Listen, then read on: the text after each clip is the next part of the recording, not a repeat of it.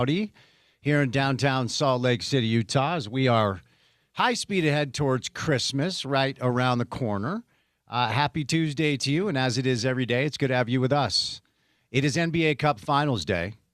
How many of you knew that? Raise your hand if you did. We are inching closer and closer to the end of both college and pro football, and we'll start to move some of our coverage over to the hard court, the hardwood for college and pro basketball, with BYU having a top 10 team in year one for Alex Jensen at the University of Utah. And tonight, we will play along and pretend like this is exciting. The Knicks and the Spurs, T-Mobile Arena, Las Vegas, Nevada, for all the marbles. The winner of the NBA Cup championship will be determined tonight. While we're in the NBA space, a little bit of a paradigm shift last night for the Utah Jazz that we'll get into today. Some rotational shifts from Will Hardy, a front row seat at the player we all were hoping the Jazz would be able to grab last year in the draft, Cooper Flagg, who became the youngest player in pro basketball history to score 40 or more points, surpassing LeBron James. Cooper Flagg went for 42 last night. But the Jazz got the win in overtime, and we are seeing the youth movement right before our eyes kind of shift a little bit. We'll get into it on the show today. Of course, we'll continue to talk about a historic week with the Utah football program as Kyle Whittingham is set to coach his final game for the Utes coming up on New Year's Eve in the Las Vegas Bowl against Nebraska. And then he will hand the baton over to Morgan Scalley, and it will be the program now that belongs to Morgan.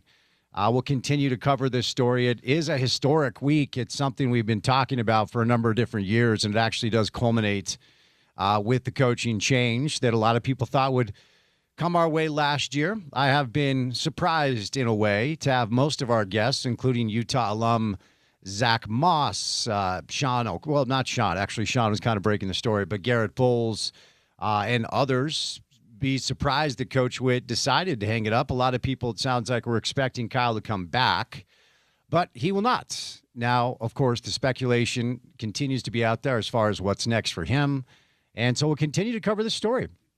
Can you continue to get you ready for bowl season, the world of college football? All three of our local football teams will be bowling. I believe the famous Idaho Potato Bowl. It feels like Utah State should just play in that bowl game every year, no matter how good they are. A week from today, where Bronco Mendenhall and the Utah State Aggies will take on Washington State in the famous Idaho Potato Bowl. BYU is going to take on Georgia Tech. Of course, Notre Dame turning that invite down. And as your home of the Utes, we'll bring you coverage of Utah's bowl game against Nebraska coming up on New Year's Eve. All right. So the latest, I really need to stop listening and reading about private equity, but it's really, really fascinating in a lot of different ways about how this predatory financial model has basically rolled up the majority of the American economy, and they're just looking for things to do with all this money they have. I read a piece today about private equity essentially permeating its way through minor league baseball. They've gobbled up like a quarter of the minor league baseball system, and in a lot of ways, trying to kind of do the same thing in college football to potentially make it a official minor league system for the NFL. It already is, but it's free for pro football, right? And so an interesting angle that I hadn't really considered today, but read about it in the New York Times fake news about maybe the private equity guys looking to officially make college football a minor league system for the NFL and have the NFL invest in it. Okay, so get into some of that. Of course, it is topical and top of mind awareness because of the news over the past week or so now that Utah has finalized their private equity deal, and the Big 12 is nearing an agreement with Redbird and Weatherford Capital for a cash infusion into the conference that will then be spread out to its member institutions, and what it means basically for you as a consumer, which probably is the only thing you really care about. The latest on the transfer portal in the world of college football, both locally and nationally, Arch Manning is heading back to Texas, surprising a lot of people, but he will return for the 2026 season. Not a whole lot of new news as far as the Utah side of things. A couple of BYU players into the portal yesterday, but no one really of note. The portal will open officially on January the 2nd for the majority of the teams that will still be in the mix for the national championship are operating off a different set of guidelines. So latest in the world of college football on the show. A surprising Monday Night Football entertaining game last night where Aaron Rodgers captured the fountain of youth a little bit to lead the Pittsburgh Steelers to a win over the Dolphins, 28-15. The Steelers now lead that division, and we'll see what happens the rest of the way. Mike McDaniel's talking about benching Tua Tagovailoa. So your week in pro football, week 15, came to a close last night with Monday Night Football. We've got a good Thursday night game in Seattle at Lumen Field, where the Rams will take on the Seahawks. We've got two divisional matchups where they're both 11-3, both really, really good football teams. And the Rams are 5-2 on the road. The Seahawks are 5-2 at home. And both teams very much in the mix to do something special come postseason time. The Commanders have shut Jaden Daniels down for the season. So we got a little injury information. Unfortunately, that's kind of the deal this time of year in pro football. So jam-packed Tuesday show. Excited for our guest list. All three of our guests today will be live in studio. We'll start off today with our friend Amy Donaldson from KSL. She's covered sports in our market for basically 25, 30 years. Some interesting stuff, I'm sure, on the retirement of Coach Witt and what is next for the Utah football program. Under Morgan Scalley, I always enjoy my conversations with Amy, so we'll bring her live in studio today. The Utah Mammoth are back in action as well. They're taking on one of the original six, the Boston Bruins, a good team out of the Eastern Conference. Gordon Monson, Salt Lake Tribune, a couple of really good pieces from Gordon over the past few days on the retirement of Kyle and the landscape of college football in the state. So I'll bring Gordon in, and then Dave Fox, KUTV. I'll be on TV with Dave tomorrow, Wednesday night, 10:35 KMYU. We call that 5 Questions with Spence. So we've got Amy Donaldson. We have Gordon Monson, Dave Fox, all three guests in studio, which makes for a lovely audio experience. And it means that guy, Porter Larson, does not have to make sure that cell phones are connected and we have good service. It's always better to have guests in studio, is it not? It helps. It helps on the production side. So, yeah, well, looking forward to seeing those folks, too. That's a plus as well. All right. So a lot to get to.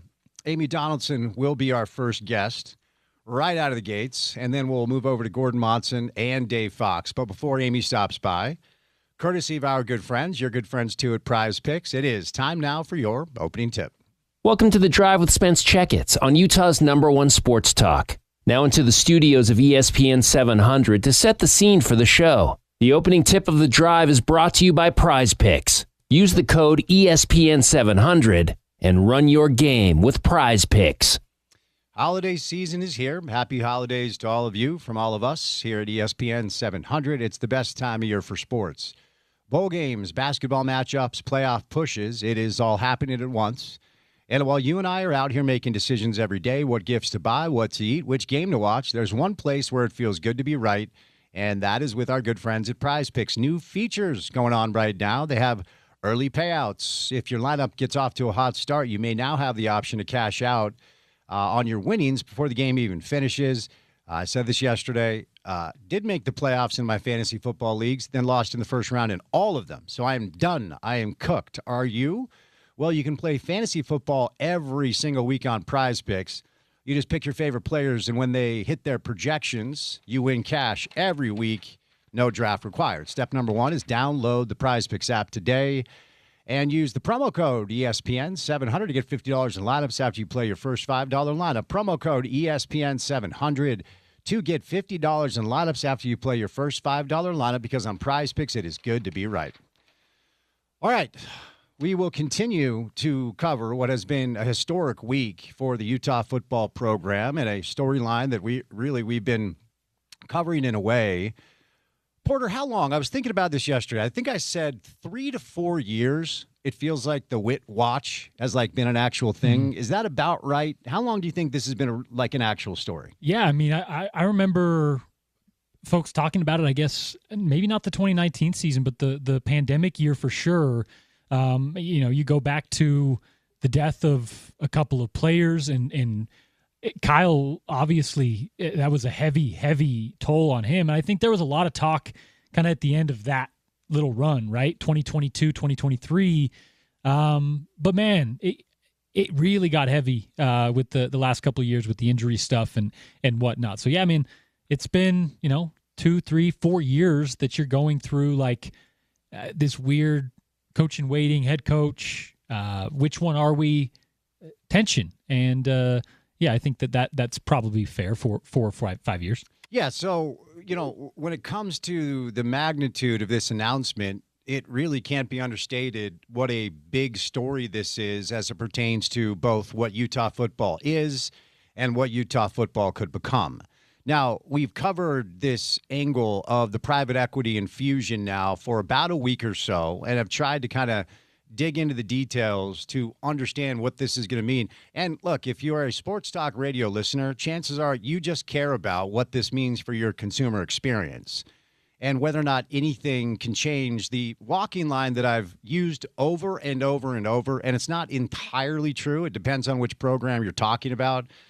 But I always say, regardless of the changes to the sport, and meaning college football specifically, whether it is the ability to pay players directly after the House settlement, we now have that, and that mandates all of these institutions to come up with an extra $21 million or so to pay their student athletes, with about $16 million or so going to the college football players, and then the rest spread out. Men's basketball, women's basketball, and then whatever's left over, depending on which school you're talking about. For Utah, you probably utilize a good chunk of it for the Red Rocks. For BYU, I would imagine they infuse a lot in their volleyball program, things like that. So, the House settlement brings an extra layer where you don't have to come up with $20.5 million. You don't have to do it. But if you're not a full share member, you will be left behind. And Mark Harlan himself has said Utah will be a full share member, utilizing the entire $20.5 million that they're allowed to spend paying players directly. Now, that is separate from NIL, right? And Mark has referenced, when I had Mark on after the settlement, I basically outlined what I believe to be, based off reporting, the general dynamic of how you're going to split up that pie, right? And Mark corroborated it basically. So I haven't seen the financials. If I had to guess, I would say between 16 and 16.5 million of the 20.5 is going to football. That's my guess, right? So being a full share spender with the ability to now pay players directly is basically a mandate if you want to keep up. And then there are the other portions of how this is going to work and how you're going to retain talent. Bert Ficklin coming back. He has signed his deal officially. Then almost as important, if not more important, is how you will add to your talent pool. There's the old school dynamic of recruiting kids out of high school. We covered signing day. What was that, 2 weeks ago now, where Utah's recruiting class is pretty, by any measurable metric, rather average based off of the rankings of Rivals, 247, ESPN. I think Rivals had them 8th in the Big 12. West Virginia rose to the top at the end as the best recruiting class in the Big 12, but then it was Texas Tech and BYU. And, again, back to kind of the line I've always used about why I'm really digging into this stuff to try to understand what it's going to mean for simply the consumer experience is, regardless of all the changes, regardless of all the settlements and the lawsuits and the congressional hearings, where it has become this partisan deal where Republicans have one idea, then they can't get the votes. So Democrats bring their idea, they can't get the votes. Like, I don't know how that's going to work and what that red tape is going to look like. But you just need to ask yourself one thing about the health of this sport. And it comes down to your own opinion and your own experience. And that is, do Saturdays in the fall still feel like Saturdays in the fall? Because until that's compromised, nothing is going to derail this train. And, when it comes to what is termed as predatory financing, which unfortunately is a term that people use for private equity, we've discussed this over the past couple of shows where private equity looks for a few things. Oftentimes they look for a business that isn't run with the sole purpose of generating revenue, yet does have revenue generation. And that describes college football, right? I mean, of course, the purpose of any front-facing business in a capitalist economy is to turn a profit and make money and be able to pay your employees. And certainly the unfortunate dynamic of private equity is making sure that your investors are taken care of, and the ROI is what they're looking for. And that does away with any sort of, beauty sanction. The sanctimonious element of amateurism is completely dead now. If it was if there was any of it left, it is now flatlined. If it was like a little bit of a pulse, a little bit of heartbeat, it's now dead, because that dynamic cannot be escaped. You cannot run from that when you're having this type of money invested in your product. And, ultimately private equity at this point, according to the things that I've read and listened to, they're actually just like reaching for things to spend money on because they basically have rolled up the entire American economy, including the government.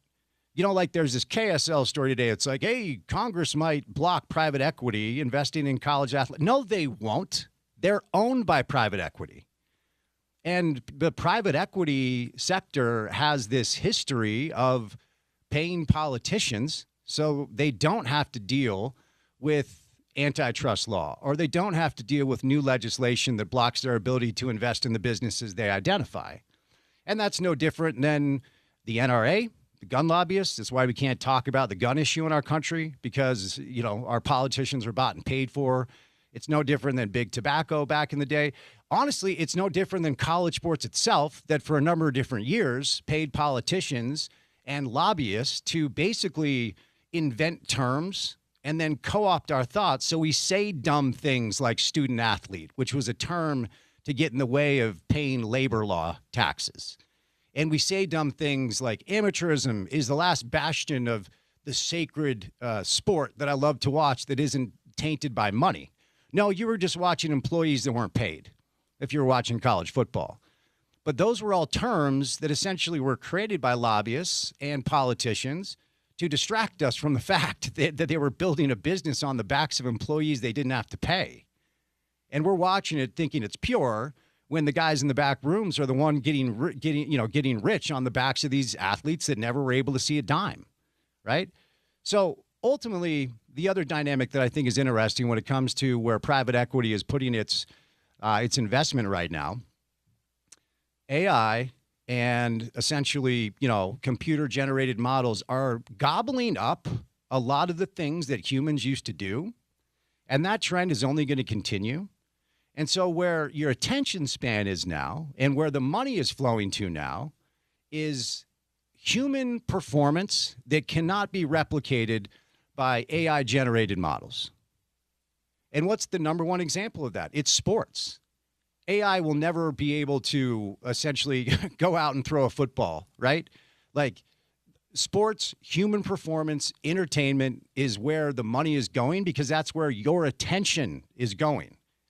Because AI and computer-generated models have been able to take over so many portions of our economy and unfortunately put a lot of people out of work because they can simply do the task and streamline it without having to invest the money that you would in human labor, right?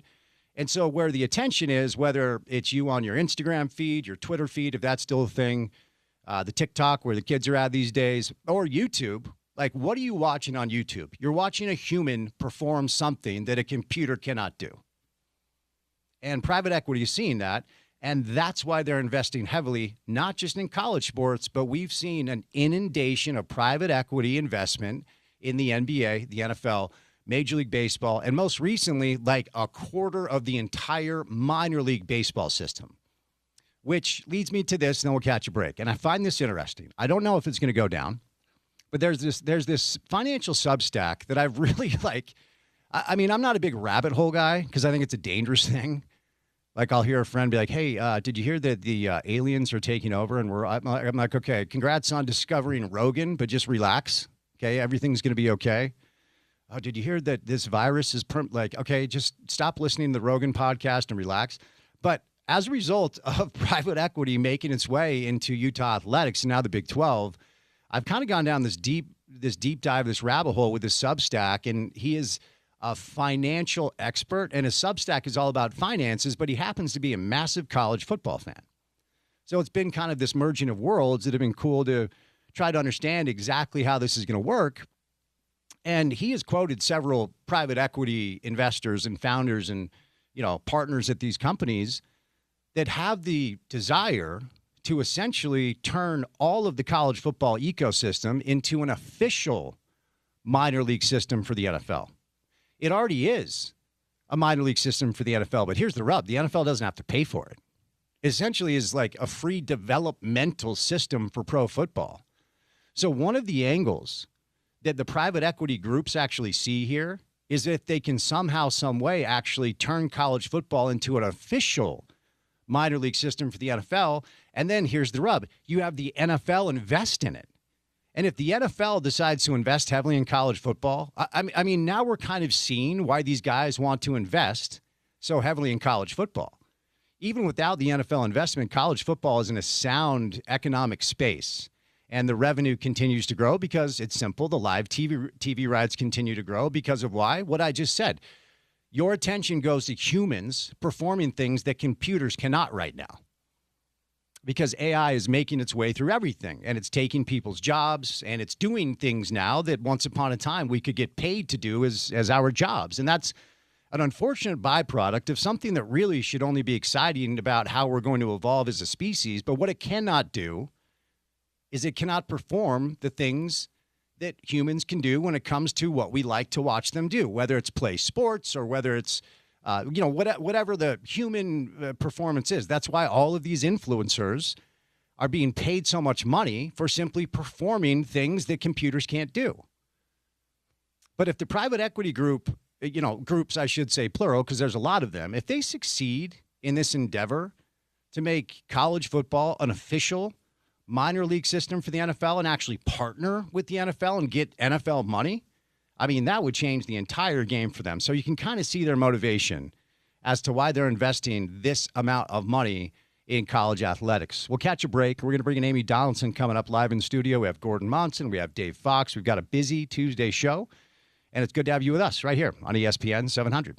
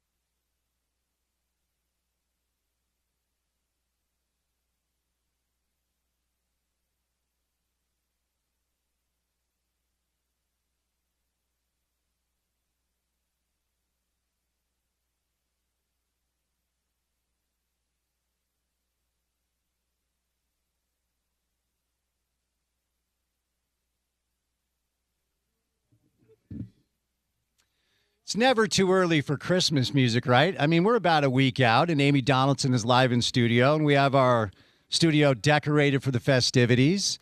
Fan of Christmas, Amy? Thumbs up. You get in the spirit?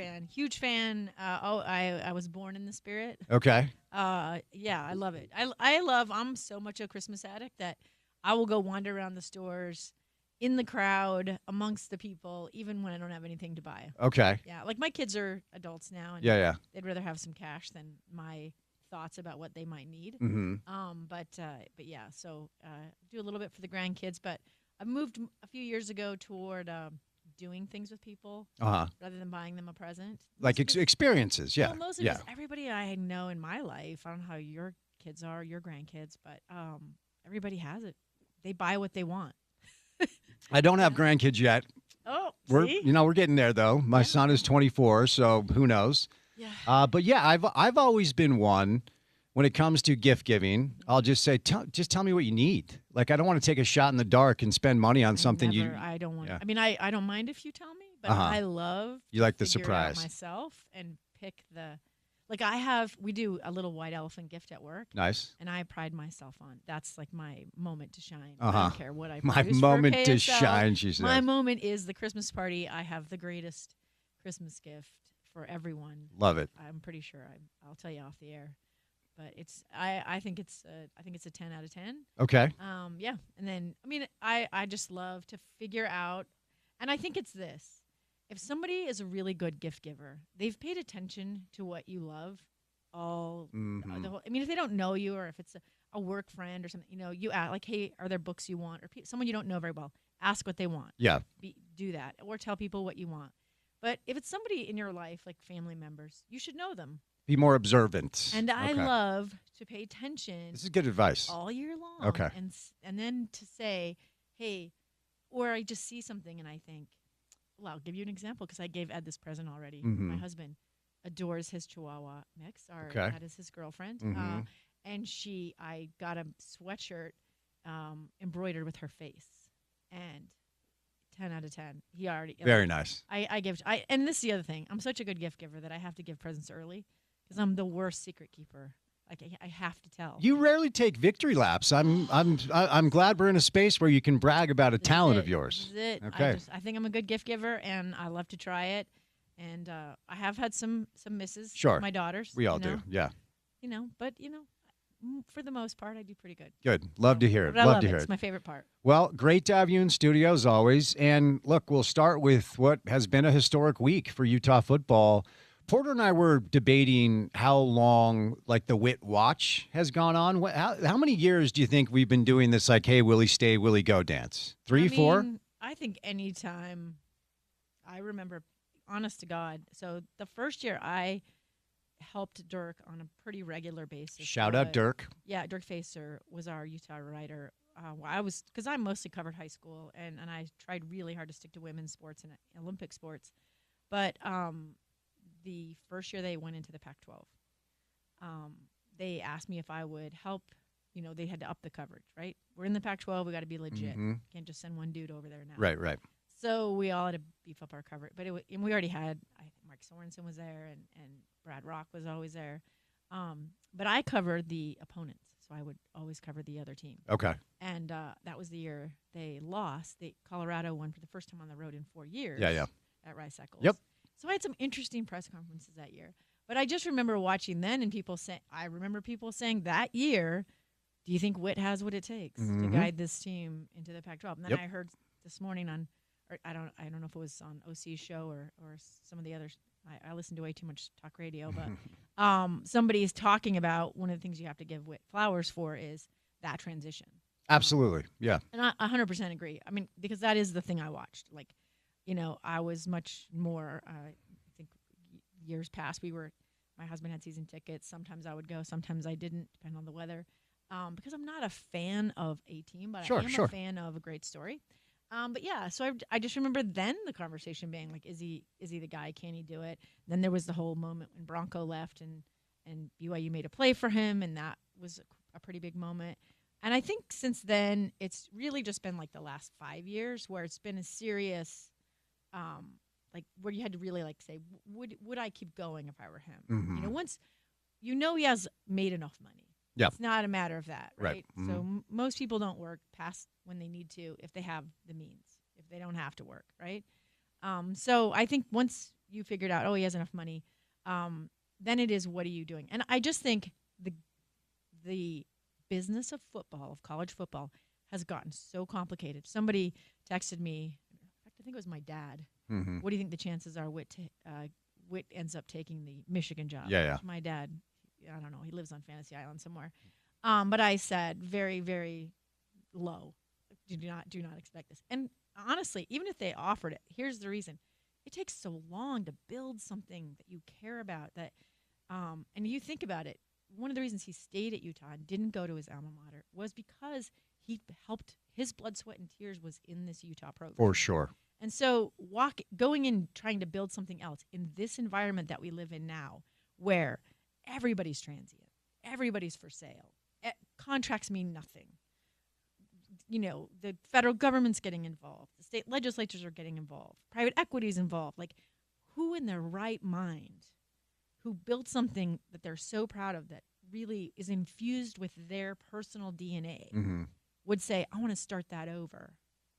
And we're younger than him. Would you do it? It would be a tough ask. I mean, look, if somebody wanted to pay me $11 million to build something, I'm sure I'd say yes to try to figure it out. But not if I already had $11 million. Well, and that's the whole thing. Like, he doesn't need to do anything. And I think one of the more under-talked about dynamics, and I have a theory as to why this happened, but initially the post-career, soft landing spot for him was a 5-year contract where he'd be a special advisor to the athletic director and, be there for Morgan if whatever Morgan needs.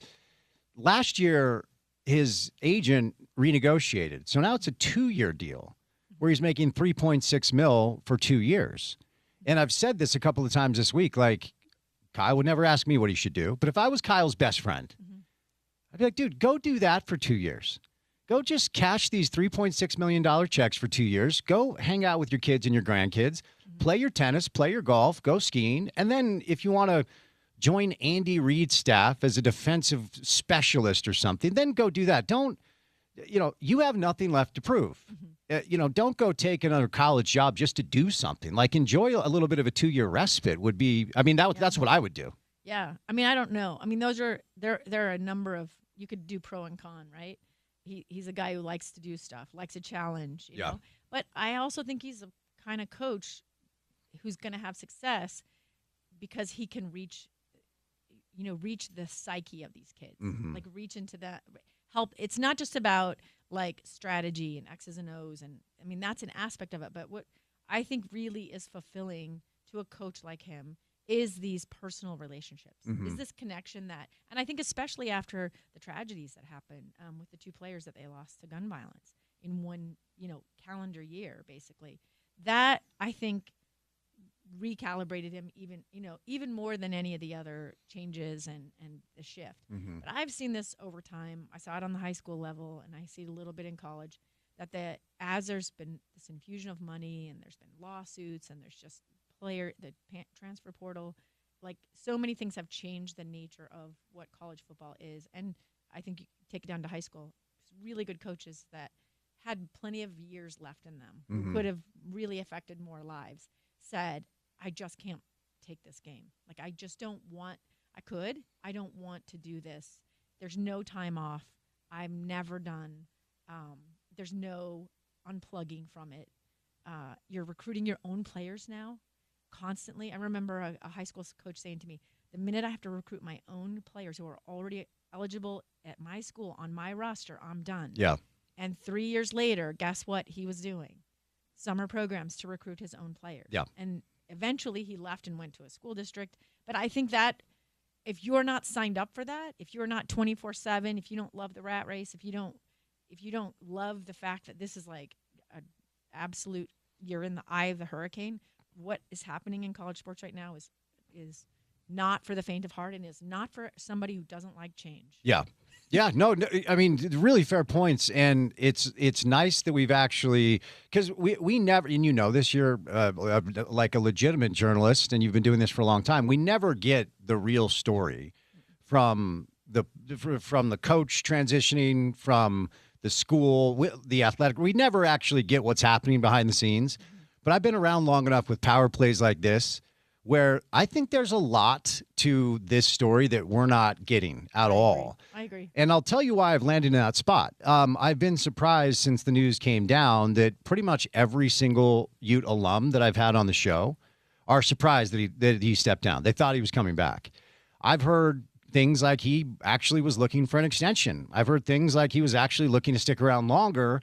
And behind the scenes, there's Morgan going, well, wait a second, man. Like, how long are we going to do? Like, I was the coach in waiting, and then it was taken from me, and my salary was cut in half. And I've had opportunities to be head coaches. I had an opportunity to be a coordinator at USC, and now I'm back as the coach in waiting. And it's been another 4. Like, when are we doing this? And I feel like, from what I've heard, Morgan had enough support that I don't think this just was Kyle saying, yeah, this is the right time 100%. Like, part of me believes, based off what I heard, that he did want to come back, and he may have been gently encouraged to find something else to do with his time. And I don't think it's a coincidence that instead of the 5-year deal to be the special advisor to the athletic director over the past year or so, Kyle's like, I can't do that for 5 years, so let's do it for 2. I don't think that's a coincidence. Yeah, I mean, I have a lot of thoughts. Some things, because I'm like you, I hear from people, Sure. Either formerly in the program or in the program. And I don't know how much weight to give one thing over another. Mm-hmm. I thought it was interesting how it was announced. I thought it was interesting that there wasn't something more celebratory, something more ceremonial. Mm-hmm. I thought there was an opportunity to really send him out, or if this was planned, to do it in a way that gave the fans a chance to be involved in it. That's what made me feel like this feels, I don't know. It just didn't feel like he's been your guy for 21 years, and he's been around before that, right? Mm-hmm. Like he's really synonymous with your program. So why wouldn't you say, hey, this is what we've decided to do. This is what we're going to do. We have an event. We invite fans. Whatever. Or maybe you want to do it after the bowl game. But there's some ceremony that accompanies the handoff, Mm-hmm. not a statement. Yeah. On social media. Right. And then some leaky here or there. Yeah. And a statement from your coach in waiting. And I mean, here's the other thing. Let me ask you a totally sort of unrelated question. Would you accept being a coach in waiting if you didn't know how long you were going to be waiting? I think it's a great question, and my gut would say no. No, I wouldn't either. And when you look around the landscape of college football, the coach in waiting thing hasn't worked out very much because a lot of really good coaches in waiting get poached by other programs. And I've always, and I don't know this to be true. I want to be clear because we're the home of the Utes, and I don't want my phone to ring after the show. But I know that Morgan has had 3 to 4 head coaching, like not just like let's kick the tires, like we want you to be the head coach of our program. He is just the ultimate Utah man, and I think this has been his lifelong dream. His father played at Utah in the 60s. He was raised in the shadows of the stadium. He was an incredible player at Highland High. He was an All-American at Utah, and that's where he's made his way. I very much believe that this is his dream job. Yeah. But at what point do you look around and say, when is it my turn? So I think the way you asked the question is interesting because I don't know if Morgan would have accepted it without something on the back end like, hey, dude, you're not going to have to wait forever. So just be a little patient. My feeling is that there was something that was agreed to. I agree. Like if they're going to announce this, I'm going to let you say you're engaged to me, but not indefinitely. Right. Like there's going to be an expiration date on that. Right. Yeah. So I don't know those details, right? I will be the first to tell you that I haven't had conversations with Morgan or Kyle about this. Mm-hmm. But I would think that anybody would ask for some period of time, some this is what I'll do for this amount of time. Mm-hmm. And, I think there were things that complicated it, that, like you said, take it away, reduce your salary, then come back, whatever. Mm-hmm. But I think that they've both proven themselves. They're both, it would be really difficult not to stick with the plan. Mm-hmm. But I think the fact that this went the way it did, and I think people were expecting there to be some, hey, this is what's going to happen. I expected just a little bit more. If it was going to be a handoff, it was going to be stepping down, Yeah. he's taking over, which Mm-hmm. is sort of what time-wise I would have expected before this. I would have expected more ceremony. Just Yeah. something that said, hey, we're not going to let you leave here without a standing ovation, right? Yeah. Where was that? Yeah. The fact that he's coaching the game is a good sign Mm-hmm. and leads me to believe that some of the things I've heard are not true. Mm-hmm. But I think also, what are you going to do about, what are you going to, even if things are tight, if there was some force here or force there, how are you going to get out of that if you say you can't coach? Right. And really, what does that solve? I just always go back and I try to use my experience working in pro sports and being in front offices, and then obviously having a front row seat to my father's career. And when it comes to these like power struggles behind the scenes, 100% of them that I've seen or been a part of are the exact opposite of what the public and the media actually get. Yeah. Like there's nothing close to the truth that actually is ever really leaked, unless it's 10 years later and a NDA has expired or a coach wants to get into media and he actually decides to be honest about certain things. I can remember like the Pat Riley to the Miami Heat situation when he faxed his resignation to our house during family dinner. And this is back in like 94 or whatever. And suddenly the fax machine goes off and we had he's holding the resignation in his hand at the house. And I can remember walking downstairs when Phil Jackson was sitting on the couch and Jeff Van Gundy was the coach of the Knicks. And it's like, wait, why are you interviewing Phil Jackson? And my dad got in hot water for that. But like the actual facts of what happened behind the scenes never really permeated its way out into the public. And I don't know if it ever will, but you referenced like the changing landscape of the sport and whether or not that affected Witt's decision. And we do have a mouthpiece for this, and it's Nick Saban. Saban left, and he is really good at media. And, of course, I think coaches are my favorite, analysts. And Saban was very salient and very honest about why, the greatest coach in college football walked away from the preeminent college football job because of the changing landscape you outlined. So it wouldn't be wild to think Witt would do the same. And it's not a matter of can you stay in the game. I mean, because I think Nick Saban could stay in the game. I think Kyle Whittingham can stay in the game. But again, there's also this debate, and this is a very sports debate. Do you quit at the top of your game? Yeah. Are you Jim Brown? Or do you quit when, they have to drag you off the field and you're, nobody wants you anymore because you're so old and broken down. Right, yeah. So I think that's always a sports-related question. But I don't think the normal people like the fans or even a lot of journalists understand how quickly this landscape's changing. I mean, we've talked about how it's semi-pro. Right. There's so many debates from whether or not college players, college athletes need to be employees, right? Like there's so many little things like that we just don't even consider. And that doesn't have anything to do with then training, nutrition, facilities, fundraising, begging for money, kissing the rings that got to be kissed, and then the kids who got to be wooed.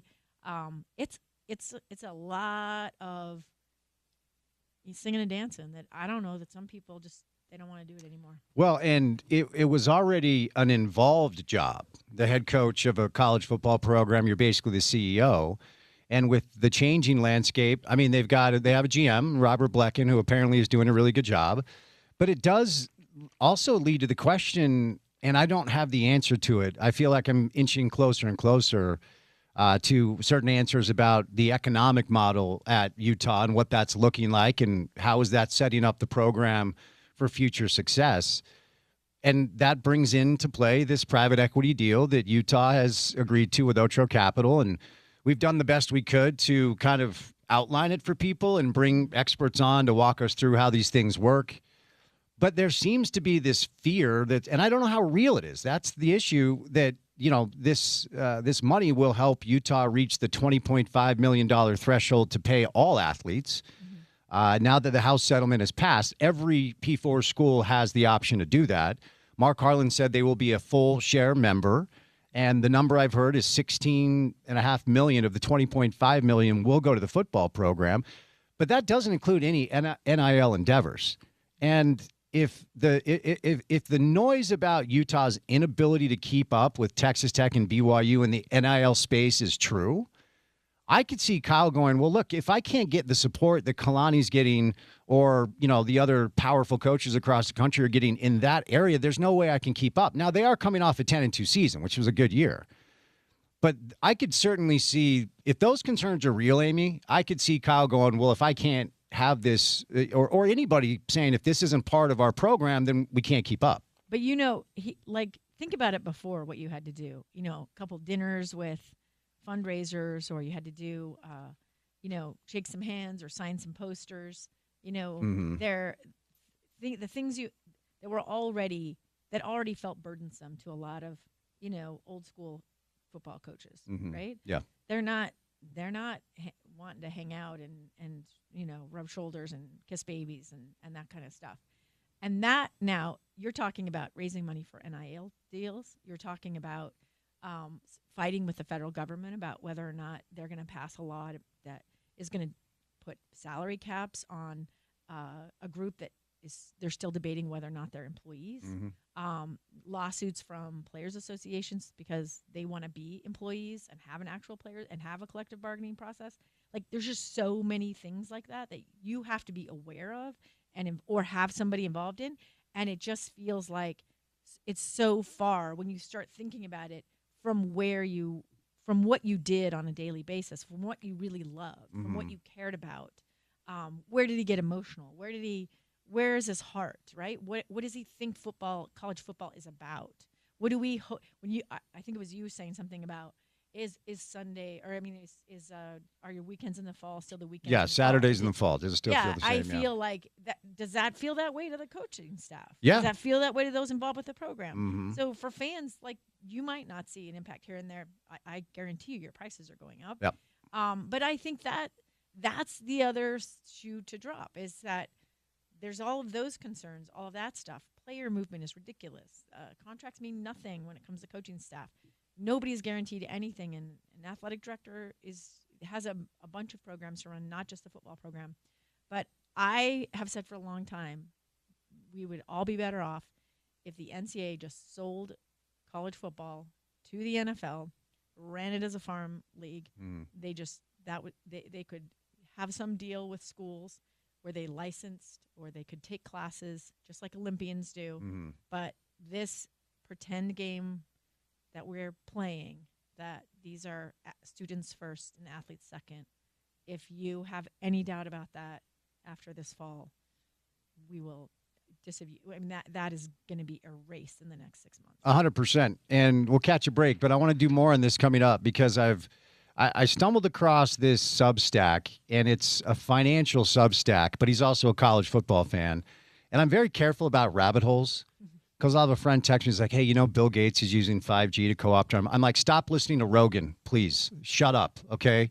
So I'm careful because I'm not a conspiracy theorist, but he has this really interesting angle that just outlined what you said, that private equity actually has this end game in mind, where college football would become a legitimate, literal partner with the NFL to become a minor league system. So let's do some of that. I also want to get more thoughts on what potentially could be next for Kyle, and we'll bounce around to some other places as well. Amy Donaldson is live in studio today. Gordon Monson's going to join us live in studio. So will Dave Fox. So some in-studio guests today. I want to tell you about my friends at Outlaw Distillery. Honey bourbon, new barrel-proof bourbon, vodka, spiced rum, coffee rum. You can try some of their spirits either at our VIP tailgate next season at Utah home games, or check out every one of their offerings at Big Willie Sports Bar. Another fantastic partner of ESPN 700. Outlaw is truly a grain-to-glass product. Check out our friends at Outlaw Distillery. You can find them at all state liquor stores, or stop by 552 West, 8360 South in Sandy for a tour and tasting. More with Amy coming up on ESPN 700.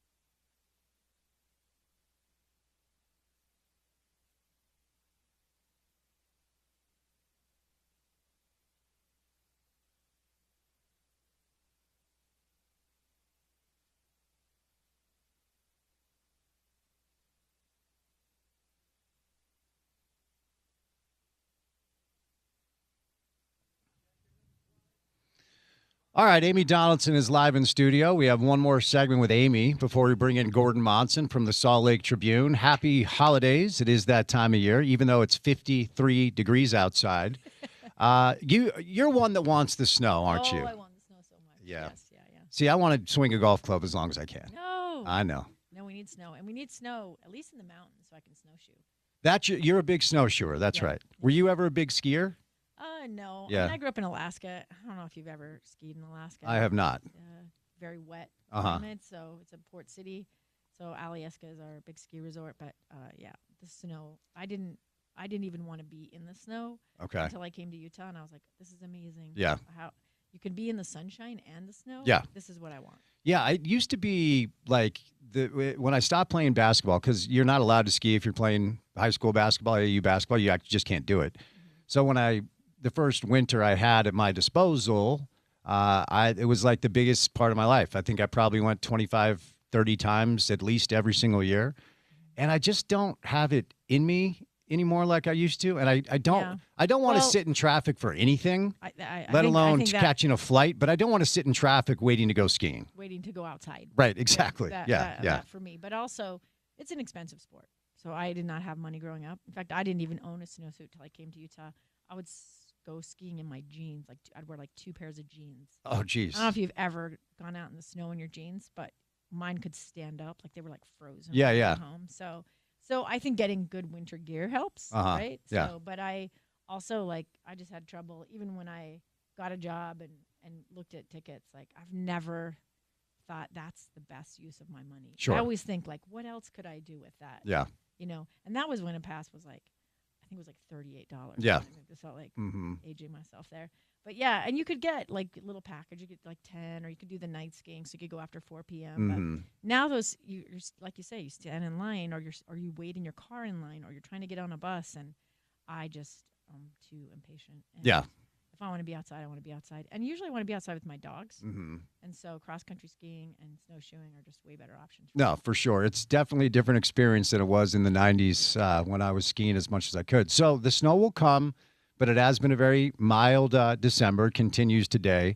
All right. So it was interesting you referenced, the college football eventually just becoming an official partner of the NFL.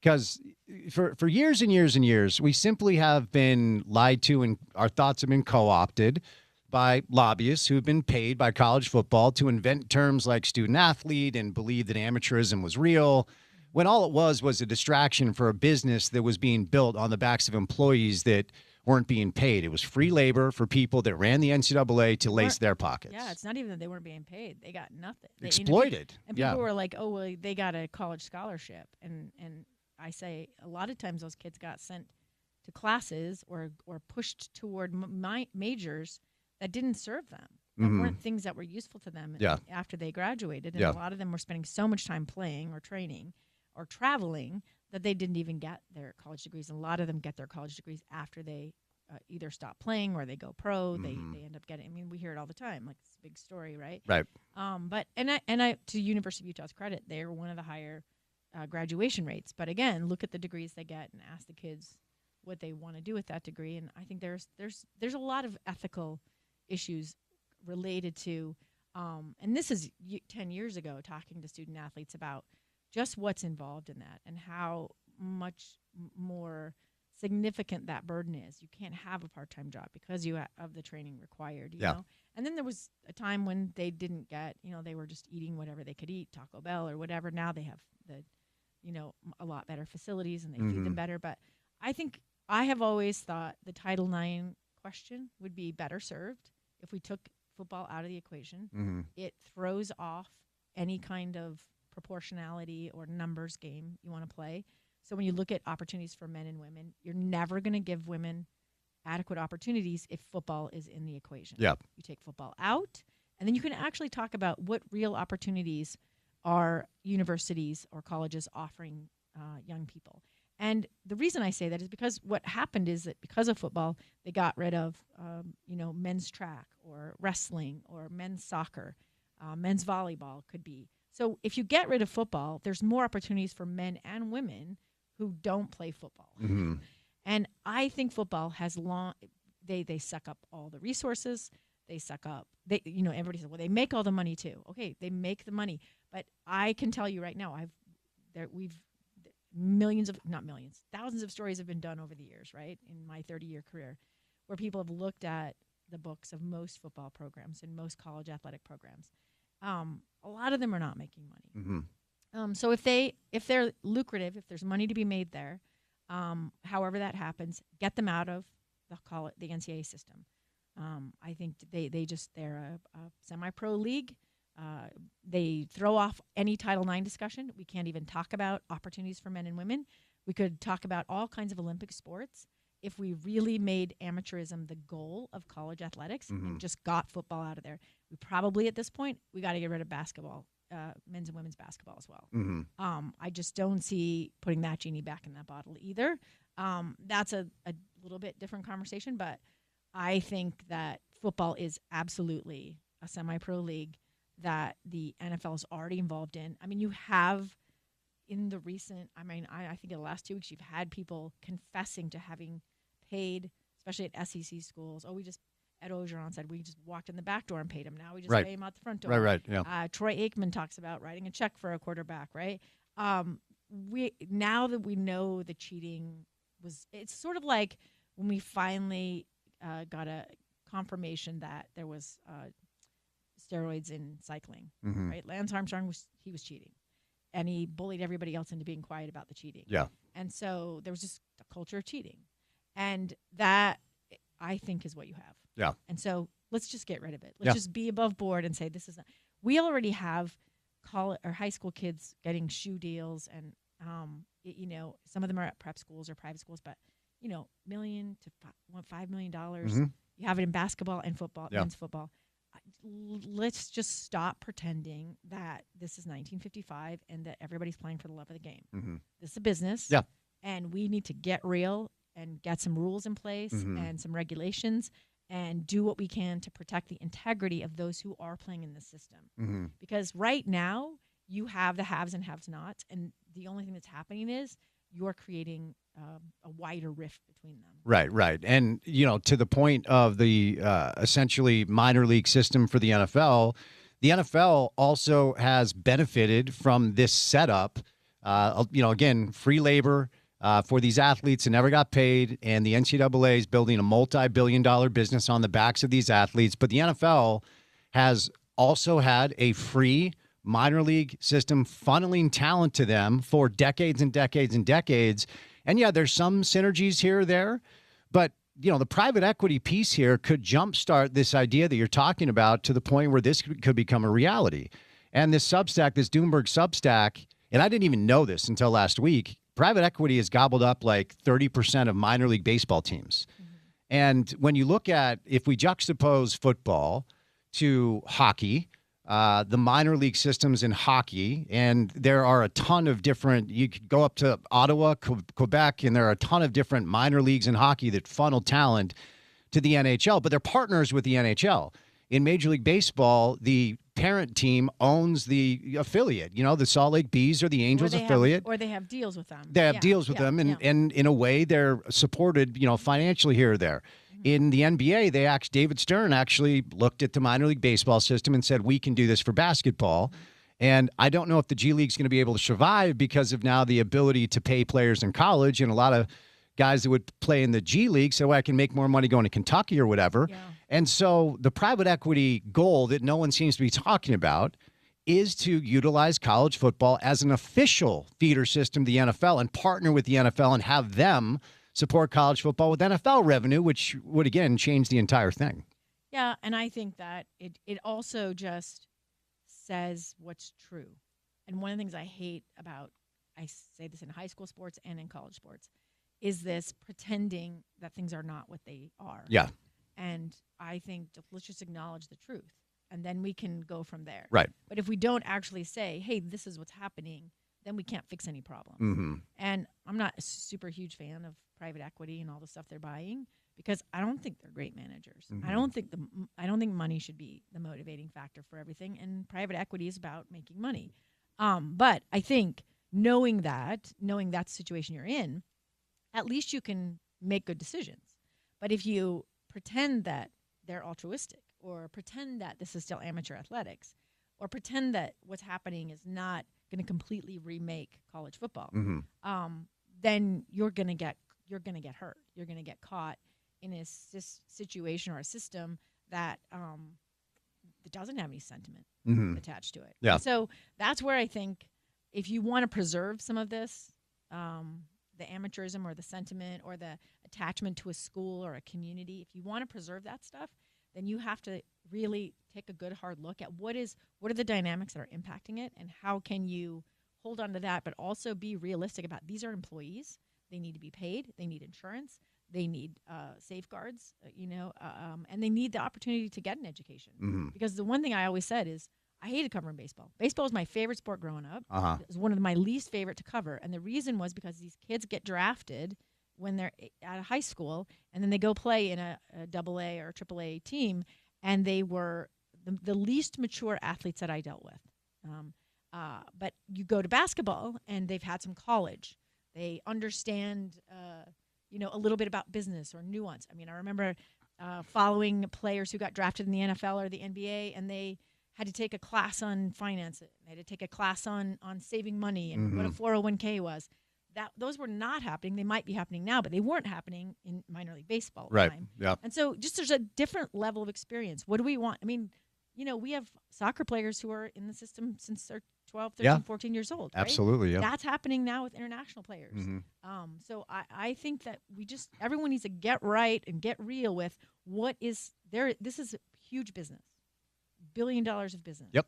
What do we want to do about it? What's the next step forward? Because pretending that these are still just like community teams and they belong to the fans, yeah, good luck with that one. Let me ask you this, because I honestly, I'm not sure what the answer to this is, but the new for-profit endeavor that's been created with Utah Athletics and Ocho Capital, and then this like skull and bones portion of our community that's been allowed to invest in this and buy equity.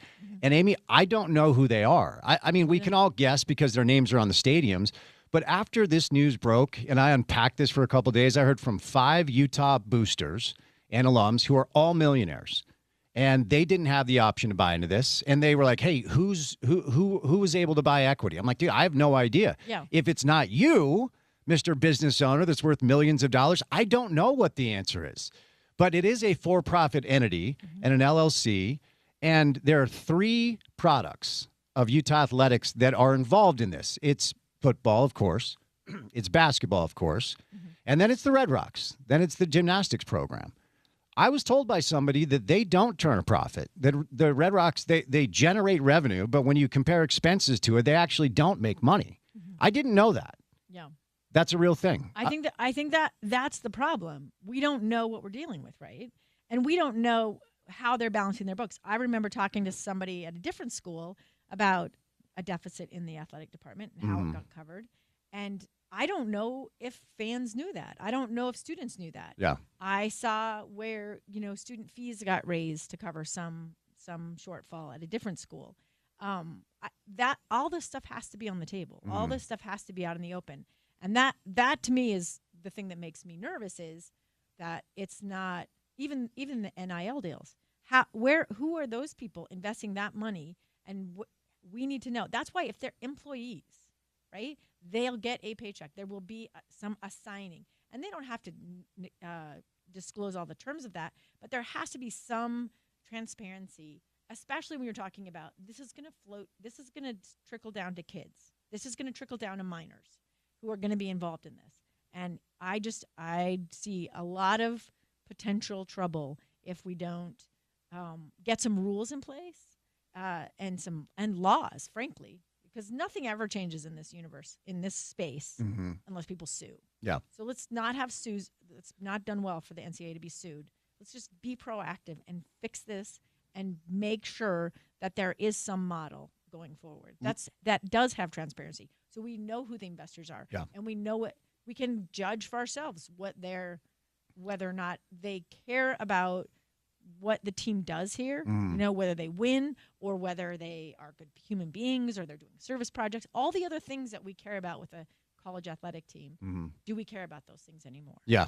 Or do we just care about money? Well, I think the answer is eye of the beholder stuff. What do you care about as a consumer when it comes to the people running the business? I mean, once private equity gets involved, and I have tried to cover this in a fair way because not all private equity is created equal, and there isn't a blanket statement that you can make that it's either good or bad. It depends on the outcomes. But once you open that door, you have to understand you are in business with sharks that have one goal, and that is return on their investment. That's it. I think that's the bottom line. Whether you like private equity or not, or you think whatever your view is, they're about making money. That's it. And I'm not saying that's bad. Mm-hmm. Like, I have had this conversation with people in my life. Like, what's your goal in life? What do you want to do? I don't fault people for their number one goal being making money. The question is how you do that. Because to me, the ends don't justify the means. The means, when you're talking about kids, when you're talking about something that is connected to the community, a public university, even a private university, you're talking about something that is the product is our kids. I think you have to be more, there have to be some moral discussion, ethical boundaries, and eventually some laws that govern it that say this is what we will and won't do in this space. But Yeah. I don't know, because I don't know what's going to, we just, the other big story is Eric Kerr from Corner Canyon is going to Weber State, and somebody was talking about, that the sub football division, what does this mean to the, is there a future for a guy like that there? Like, those are all questions. Like, these are all dominoes that fall. And everything that happens at this level in here is going to affect high school kids. Like, there's no place that this isn't going to be. And I think at this point, I thought a couple of years ago, we're at this crossroads. I think we've just blown right past it. Yeah. Yep. And so now the question is, how do we figure out where we are on the map, and that we could create something that is both economically profitable for people who want to make money off of high school, of college athletics, but also want to see something return to the community that isn't just about a win or money or a championship, that there's something else involved. Let me bring you into this other dynamic before we find out the latest with your projects and before I set you loose, because I was also told, we do this thing in sports talk radio where I think we just maybe overvalue athletics and sports, period, as it pertains to the way it fits in like the entire macro viewpoint ecosystem. And, the news has announced that this partnership is basically consummated. The for-profit entity is created. And so the idea in people's minds are Utah now has $500 million in their bank account. They're going to go buy a quarterback. They're going to go buy a defensive end. They're going to go buy a couple wide receivers. And I was told that this is the entire brainchild of Taylor Randall, who's the president of the University of Utah. And I was told that we are probably going to hear that these funds are going to be distributed across the landscape of the entire university and not just the athletic department. And I would imagine over the course of your 30 years, like the chasm between academia and athletics is nothing new, right? And so if you're an English professor and you hear that your football coach is making $8 million a year, and you hear that your institution just made a private equity deal that's going to infuse the athletic department with capital, or if you're with the hospital, or if you're with the medical school or the business school, you're probably thinking like, well, wait a second. Can we get some of that revenue over here where we're, trying to save lives? So when it comes to the approach of Taylor Randall, the president of the university, what percentage of his energy and, resources would go to sports? And then what's his obligation to the other areas of the university? Well, that's a good question, because I do think the university president has to take that holistic look. Look, you had a situation where Mario Capecchi won the Nobel Prize, right? Yeah. And so you have researchers there that are literally finding breakthroughs in different, medical advancements. A lot of cancer research, right? And so, but does private equity own that? There are the laws governing research that comes from a publicly funded facility is different than if it was a private equity that owned a business, a medical research business, right? Yeah. And so you think that things that happen at a public university, there's some, they belong somewhat more to the public at least for longer periods of time. So I think you have that. But then you did have situations where these people who were actually having these medical breakthroughs were making less than people in the athletic department. And there was some debate about that, or, is that good or is that bad or whatever. Like, it's just the going rate. That's what we pay a football coach. Mm-hmm. That's what we pay a quarterback. That's what we pay. As long as the market will bear it, that's what we're going to pay. Right. Right? AJ is at BYU because they could pay. Right. I don't care how much he loved BYU. I don't care how much he loved Utah. He wasn't even going to, if they couldn't pay, he wouldn't be there. Right. He'd be somewhere else. Yeah. And so that's part of it, is what does the market say you have to pay to compete? And that's what Taylor has to juggle. Mm-hmm. What is the market asking of him? What does he have to pay to compete? Yeah.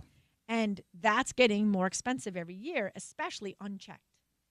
And you can't just cobble together secret stashes of cash from different people. Like, at some point, you have to have something that's consistent, that you feel good about, that you can talk about, and that you can spread across the university. I think the intention is great. I think that I admire that being the goal.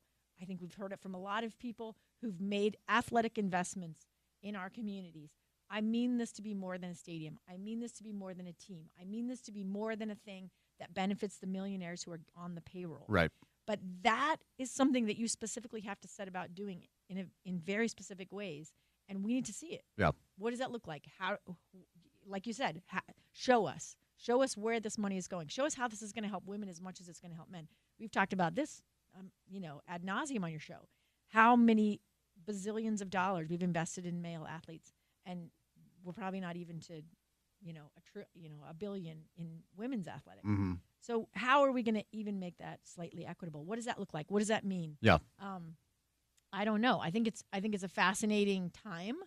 I think there's so many variables. It's just almost like people are only limited by their creativity. Mm-hmm. So, right, whatever they can come up with, whatever they can figure out, whatever they can get other people to agree to, we'll see. Yep. But, like, are there going to be limitations on certain types of money? Can it come from foreign governments? Can it come from foreign companies?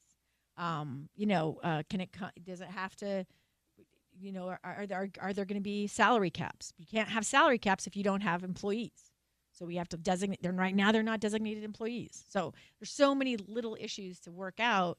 And right now, the people I see being, sort of like, if you look at it as we're Indiana Jones and the big ball of, this change is coming at us. The athletes are right there because they have the least amount of power in this situation, and they are quite literally the product. Yeah. All right. Before I set you loose, we always like the update with you got a bunch of different, you got at least 2 podcasts, right? What's the latest? Yeah. Yeah. So I think one maybe luncheon maybe in February. So I might have, nice. I might okay. have some after the holidays to share. And then another one looking more like April, May. Okay. So, but yeah, that one's a narrative. The other one's a talk podcast. And yeah, I'm excited. I'm really excited about both of them. But okay. I'm excited about it. I'll tell you as soon as I can. As we inch closer, we want you here to tell us about it, okay? Yeah. All right. Merry Christmas, Happy Holidays. Yes, happy An elite holidays. gift giver, Amy Donaldson. Good to see you, okay? Right. All right, ESPN 700, the Rocky Mountain Chevy dealers invite you to help those at the road home this holiday season with needed blankets, coats, shoes, hats, and gloves. Drop off donations at any Rocky Mountain Chevy dealer. You can visit ESPN700sports.com for dealer locations. Spread the warmth and help others find their way home. And join us at the Midvale Road Home Mediathon, December 18th through the 19th. Gordon Monson, live in studio, coming up next on ESPN 700.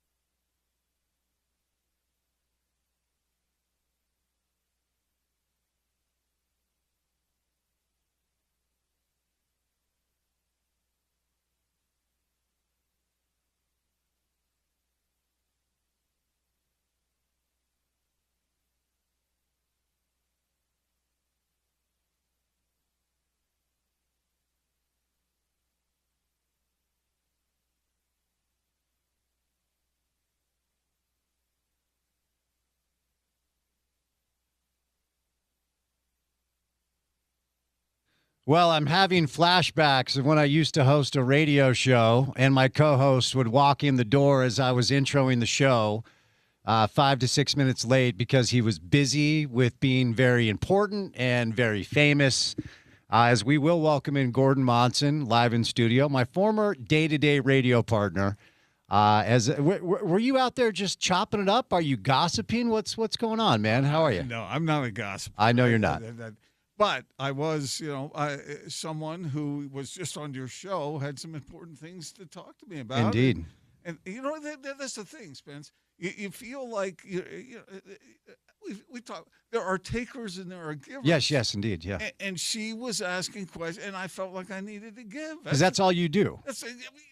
You'll notice that. Yeah, and like I've told you before many, many times, when you give, you get. Yeah. You give, you get. Yeah. And some people miss that. Uh-huh. They don't give, so they don't get. Right.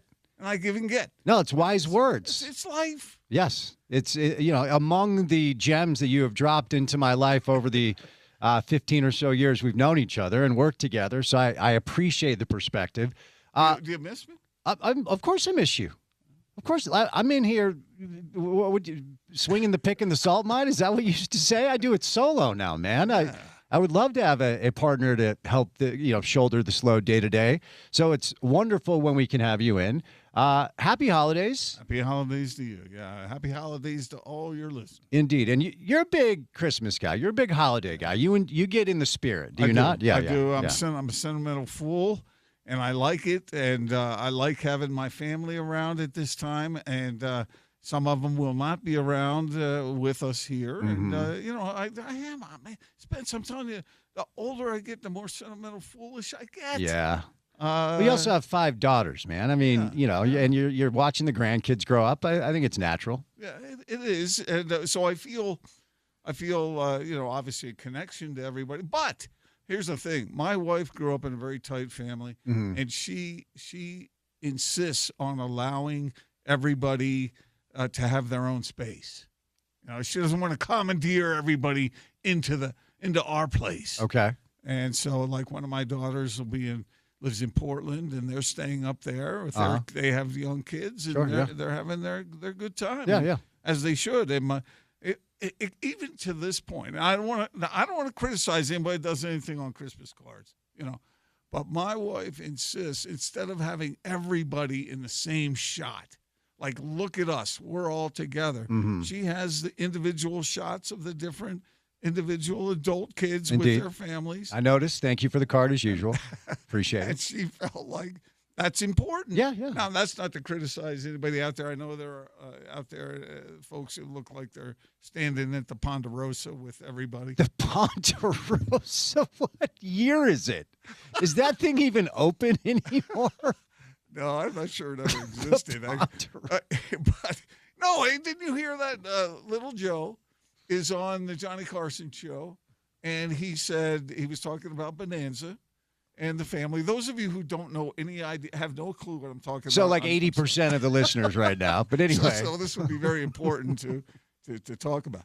But Little Joe said, or it was Michael Landon, he said the Ponderosa was the only place where 35-year-old men had to ask Paul before they could go into town. So if that meant anything to anybody, Hoss, Little Joe, okay. Adam, right. Am I talking in one's language here? Porter, is he, like, Porter's 30 years old. Is he basically speaking French right now? Yes. Okay, that's what I thought. Wait a minute, wait. Porter, you don't know about Bonanza? A little bit, yeah, I do. Do you know? Do you know about the Cartwrights? Yeah, but I'm I might not be like the young to get here. He's an old soul. Oh, okay, well. Do you still make that individual bean casserole? I did. You did, but it was a big hit this year. Gordon, I laid off the salt, some of the spices a little bit more. But did you make enough for the group? Because in years past, it was like a self-serving bean casserole. Did you make enough for the entire family? It went fast. Okay. And I got to admit, I told my wife, I said, look, maybe this year, maybe I should just skip this. Because it's usually the dish. There's always that one dish that doesn't get eaten. Yeah. And that was usually my dish. The only dish you make is the one that doesn't get eaten? It's Man, being I- casserole, well, casserole, right? I pour my heart and soul into that. I know you do, Gordon. And so I am a holiday guy, Spence, and you are too. You're kind of a fool for that as well. Yeah, but yeah. Anyway, we hope this is a time of year where folks, sometimes when you read the news and you see what's going on in the world, you just wonder whether there's any good news out there. Yeah. But hopefully some folks can find some good news around this time of year. Yeah, well said. Certainly the news cycle the past, 8 years, but week and a half specifically has been tough to stomach in a lot of ways. But you've been a busy guy. Let's start with some WIT stuff. We'll get into the private equity stuff and what this could mean for Utah athletics in a moment. But, we've been doing the WIT watch for about 3 or 4 years, right? Like, when is this actually going to happen? I've been surprised, Gordon, and look, you're as plugged in as anyone, so I'm sure you'll have some information here. I've been surprised at how shocked Ute alums are that he is stepping down.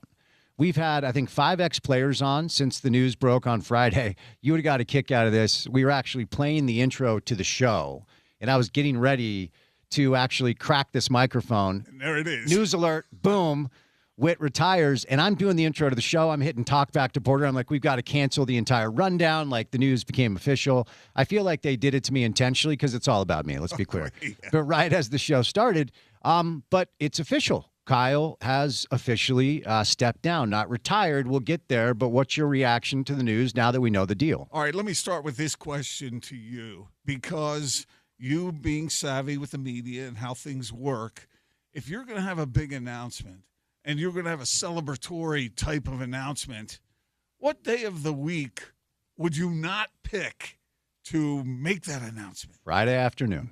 It's the news dump Yep. day, right? Mm-hmm. What the hell? Yeah. What is that all about? And so that brings up other questions. There's all kinds of questions about what really took place here.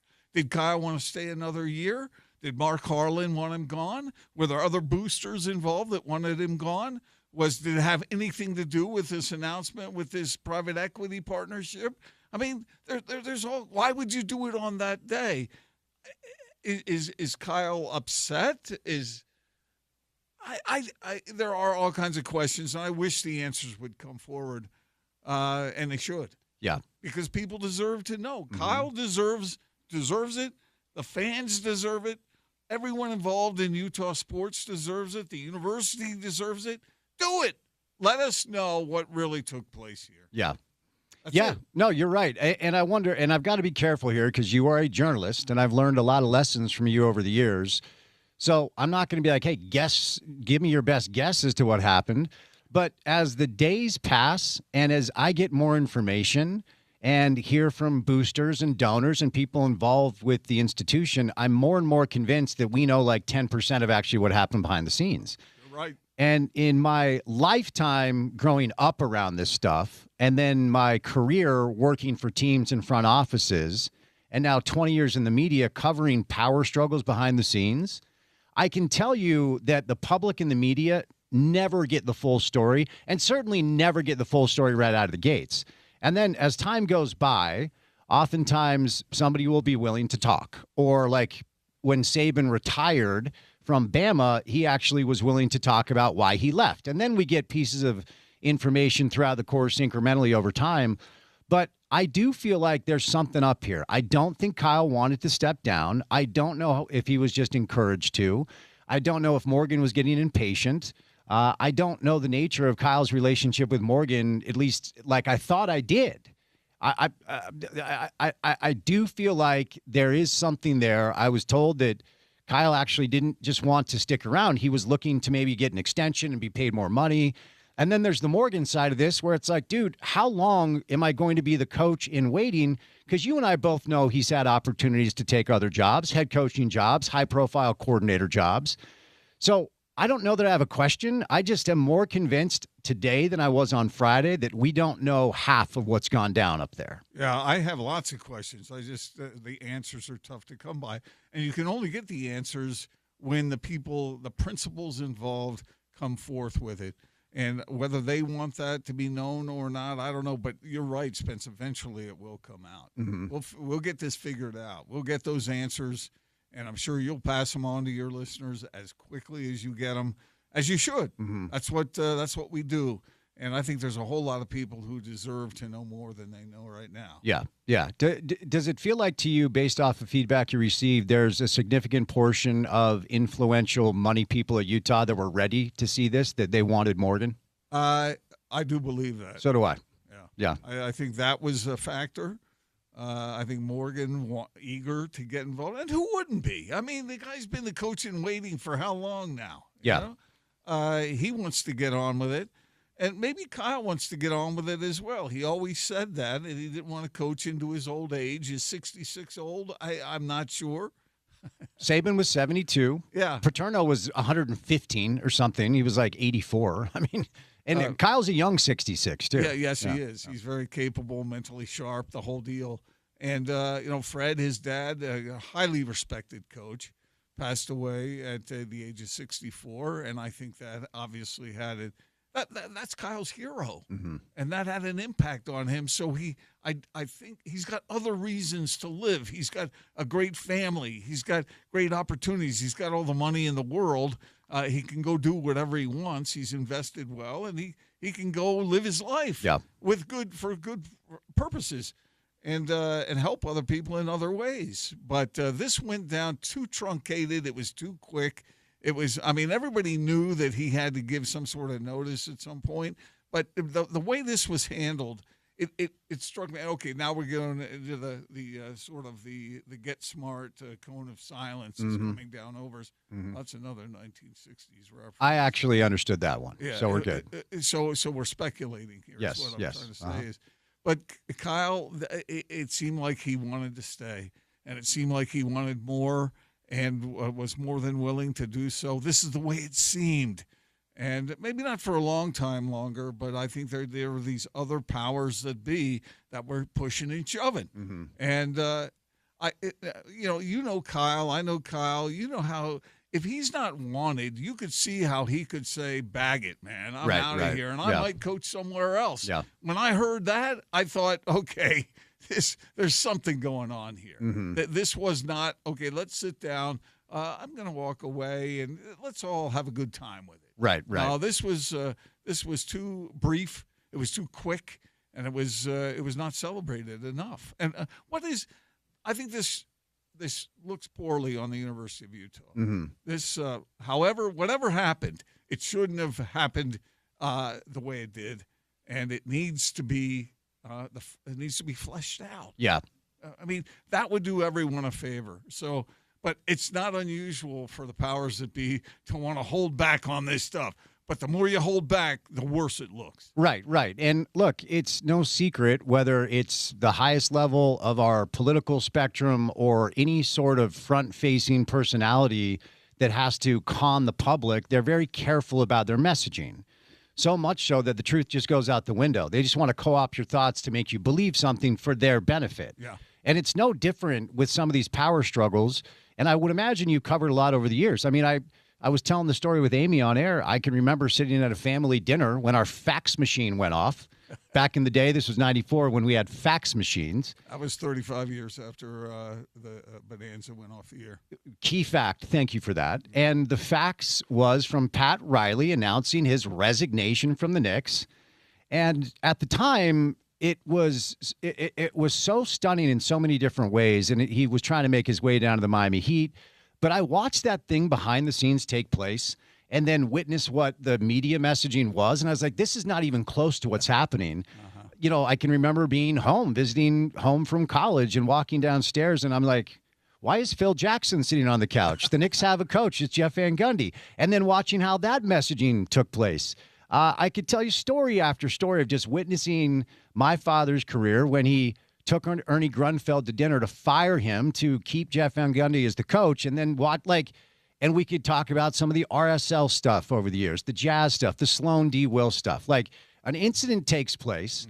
And because I have the experience of seeing the real stuff and then watching the media messaging being cultivated, I can see through this stuff, I think, pretty easily. And I imagine you can too. When it comes to these power struggles, we just never really hear the deal until a long time after, and people may have moved on by then. So who has something to benefit or to protect themselves with? Great question. When it comes down, like you got, like you just said, you've got the organization over here, and they want a certain message out. Yep. You've got individuals who are affected by the whole thing, and they might want a certain message out. And the media is sitting there going, okay, we got to try and find out the truth. Mm-hmm. But then there are some media members who don't care about that. They care about pushing whatever side of the issue they're on. Unfortunately, I hate that that's the case, but it is the case. It's the case in sports, case in politics, the case in just about everything these days.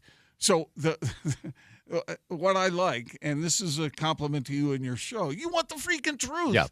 That's what you want because you think your listeners deserve that. Mm-hmm. But too many other parties involved have no interest in that. Right. In fact, they're going to run from it, and they're going to do everything they can to either polish it up or change it, do whatever they need to in order to make whatever entity they represent look good. Right. And we live in this day and age where, like, fans are credentialed now, and, like, bloggers that just love the team actually get access because if you're the University of Utah, if you're BYU, if you're the Utah Jazz, you want to control your messaging so badly that if you have a pawn that loves your football team and cries when your coach retires, you're like, yeah, let's get that guy in here to tell the story. Because they don't want the truth. They want the fan base to get the messaging, to your point, that benefits them, period, end of story. And look, I need to be very clear here. I don't know how this went down. Every day I get another email, another text, and I'm just trying to piece this all together. And I've just landed in a space where I may have misjudged the relationship between Morgan and Kyle. I may have misjudged the relationship between Kyle and Mark Harlan. I mean, you guys reported a fact last week that I didn't know. Initially, his post-retirement landing spot was a 5-year deal as a special advisor to the athletic department. Right. And I just don't think it's any coincidence that last year, after getting to know the landscape over the past few years, he's like, I can only do that for 2 years. So now it's a 2-year deal instead of a 5-year deal, and he's going to make about $3.6 million over the course of 2 years to be a special advisor to the athletic director. And it just strikes me as something that's not a coincidence that instead of wanting to do that for 5 years, he now has the stomach to do it for 2. Go play golf with people. Sure. With money people, things like that, represent, be an ambassador, all that sort of thing. The other thing about this, and it's related to what you already said, Spence, and I have been victim. There's one case that I can think of where I was a victim to this. I was getting information from the freaking horse's mouth, from the horse's mouth, and the information wasn't necessarily exactly what was going to happen. And but why? Because that individual wanted a certain something and wanted to use a voice to make it happen, right? Or to put pressure on other entities that were involved in it. Yeah. And so it's I know some people want to rip the people who gather the news, and there are some people who do deserve to be ripped. But I'm telling you, most of the credible guys out there, even sports talk radio hosts or columnists, guys who express their opinion as a part of what they do, they're trying to find the truth. The good ones are. Yeah. And so, but sometimes they will report the truth, and then what happens, Spence? They get attacked. Right. They get attacked by those who don't want that to be publicized. Yeah. So this is a case where there's too much mystery left, and it would do the university a lot of good, even if it's not perfect. Even if it's kind of ugly. It's better than speculation. It's better than all the stuff that you're getting on a regular basis. I got an email from somebody who would be in the know, and all it said was, "This stinks." Yeah, that's what it was. And so, I mean, there are people who are happy with it, and there are people who are quite unhappy with what's going on here. And I just think Whittingham deserved a lot more than that. And even if you want to push him out the door, you got to make it better than the way it came across. Yeah. Because this is not – Kyle Whittingham deserves better than that. I don't care if you disagreed with him with the way you wanted this to happen or not, but make it right. Somehow polish that up and make it as bright as you can make it, because Kyle Whittingham deserved that. Yeah, and it's interesting you reference, like, because when you actually do uncover something or you're given a piece of information, and you really taught me this early on, you have to learn some lessons about when you're being used. And I was burned a few times because you get some information. You're like, I'm going to go with this. And then it's like, wait a second. They're using you to further their message, and you're not right in this scenario because you've been used. So you have to filter the information. But when you actually uncover something that's real and true, the people that attack you for doing that are just non-critical thinkers that only want to believe in the team propaganda. Exactly. And they'll always believe in the team propaganda over a journalist because they've been co-opted to do that. It's no different than politics or religion or whatever it is. If you have a belief system in place and somebody brings an uncomfortable truth right in front of your face, you're going to react like a moron because you can't critically think about it. So it leads to the question, like, how many people do you think want to know how the sausage is made up there? Like, they want to know what's going on behind the scenes. Well, I hope it'd be a lot, but there are probably some who don't. They just want to go on their merry way. Right. So, I mean, I'm thinking of someone in particular, Spence, who you grew up very fond of, who did have a dark side to him. And I mean, if you found that out, you would report it because that's what you do. Right.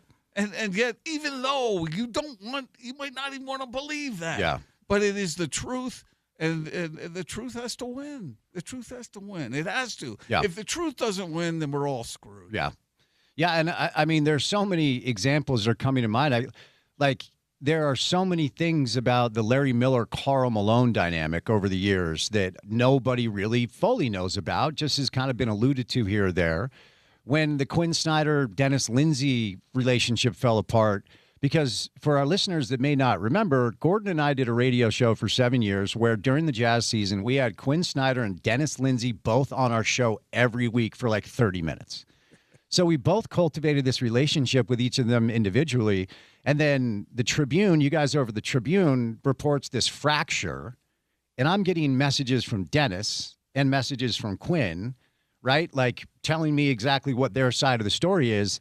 And I'm just confused as to really how this all went down. And it's like, which one do you kind of go with? And the Sloan D-Will stuff, like, you know, everybody kind of heard there was like this altercation during a game. And then, but the Jerry Sloan retirement press conference just addressed none of it. It was just like, this is time. And it's like, no, it's not. Like, you have a good team. What happened? And it wasn't until after the fact we actually got all the details. So, look, the point I'm trying to make is whenever it comes to a power struggle between, I'll just say, alpha males or whatever, that are highly competitive and there's this much money involved and there's this much at stake, you just have to keep your antennas up because I think you asked the best question, who stands to benefit? And therefore, why the smoke screens? Why the silence? Why the lack of information? And I suppose maybe at some point, the Tribune or other reputable outlets that actually care about reporting things and not being part of the company line could get some information, and then we might know how it all went down. I mean, that's my best guess. Yeah. And I amen to everything you said.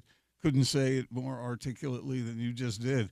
But it's funny when you were talking about Quinn. I mean, my phone is full. Yes. It's full. The email text, the of famous text. Quinn email text, yes. It's oftentimes at 2 a.m. Yeah, do you sleep, dude? You two had that in common. Both. You could have called either Quinn or Spence at 4 o'clock in the morning or at 2 o'clock in the morning, and someone's going to be up and someone's going to answer. Yeah. So anyway, yeah. So I hope your listeners can understand what we were just saying there. We're not making excuses for the media. In fact, we do blame the media for some of the stuff that goes on. But, man, there are people out there who hopefully you can cultivate it so they trust you, so they know you're doing everything you can to give them the straight dope. And there are some out there who do that, and unfortunately there are some who want to be fans. Yeah. No, and they get credentialed. So it's the team's fault as much as anything to, actually let people that they just want to utilize to propagate their message behind closed doors and give them access. But you have written a bunch of different things, and I continue, as I have my entire career, to read everything you write. So let's get to how you think they should honor Kyle. Let's do some thoughts of yours on the private equity deal that has been consummated by Utah and the Big 12. We've got one more segment with Gordon coming up on the other side, a potential Act 2 for Witt as well. Before we catch a break, I want to tell you about my friends at Game Day Men's Health. So here's the deal. As you age, it is harder to get in shape. Breaking news. I don't know if you've noticed that. So I set a goal a couple years ago that I wanted to get in the best shape that I've been in as an adult.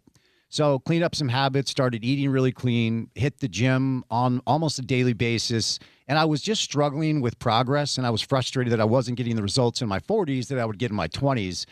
And a buddy of mine recommended Game Day Men's Health and asked if I'd ever tried to supplement testosterone, which I never had before.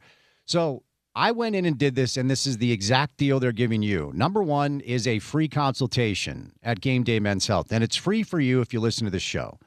What does that look like? Well, they take a little bit of blood, then they go over your levels, and then they recommend some of the products they have that might be able to help you get better results. If your libido is low, they can address that. So for me, I utilize testosterone therapy and their peptides. They have semaglutide, tirzepatide, all the weight loss stuff as well.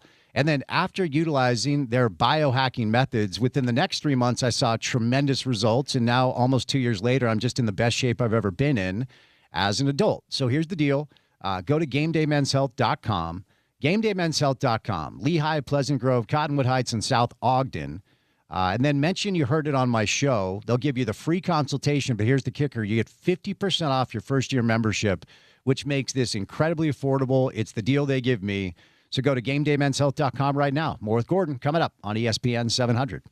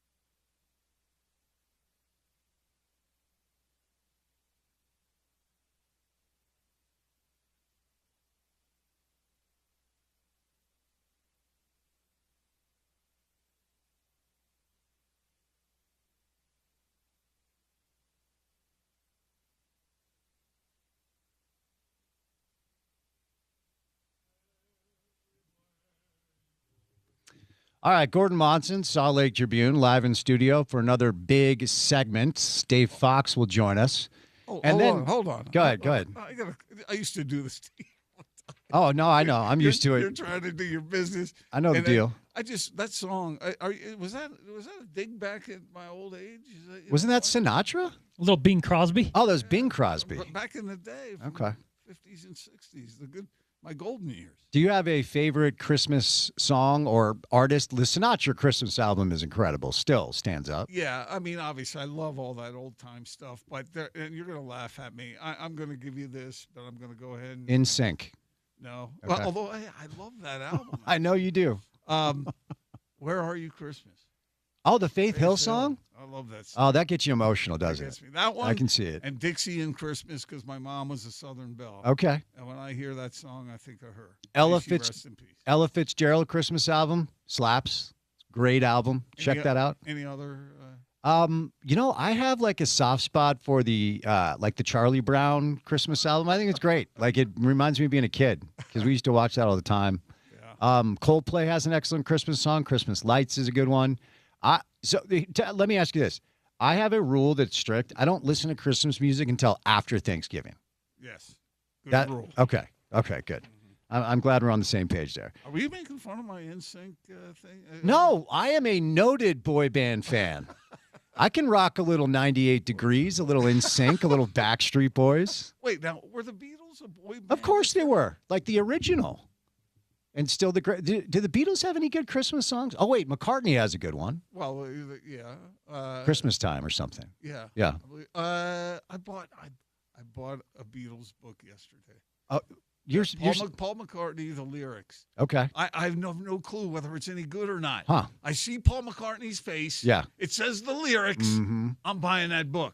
Not I wrong. got ripped off too because you can get it online for like $23 and I paid $30. It's $7. You'll be all right. Are you driving that Porsche outside? I think you're okay with the $7 that you upcharged on a book. You know, it reminds me of the story that Gail Miller told me about Larry once when they were at the grocery store and they were going through together and they got to the fruit section. Uh-huh. And Gail says she starts picking up the expensive apples, mm-hmm. You know, the ones that are pricier. She picks those up, and Larry says, "Oh, those are the expensive apples." And Gail turned to him and said, "I think we can afford it. I think we'll be okay. We can grab a couple of apples." Sorry, I didn't mean to interrupt. No, not at all. I was just outlining the rest of the show. We're going to have Dave Fox in studio. And then, Gordon, I know you're excited for this. When we say goodnight at 6, it is time for the NBA Cup championship between the Knicks and the Spurs. Did you even know that was tonight? Yes, I did know that, but I haven't really watched much. Just noticed the difference in the courts. Oh, Would that distract? You're a player. Would that distract you? of course. And the players themselves have been like, hey, we're slipping out here. Can we not do this, please? Will that ever be a thing? You know, because here's the thing. You know, I'm a soccer guy. Oh, we'll get there. The beautiful game. I know. And I like the cups, you know, the different side tournaments and whatnot. What's your favorite international soccer cup competition? Oh, you know, well, I'll go local, go with the Gold Cup. The Gold Cup. Nobody likes the Gold Cup. It's like the second-tier rosters for all the CONCACAF teams. That's like the worst answer. Yeah, I know, because I like studying this. The second. Oh, I know that. You know, because you got to know about the up-and-comers. Mm-hmm. But in the NBA, nobody's ever going to care about this. Nobody. I don't think so.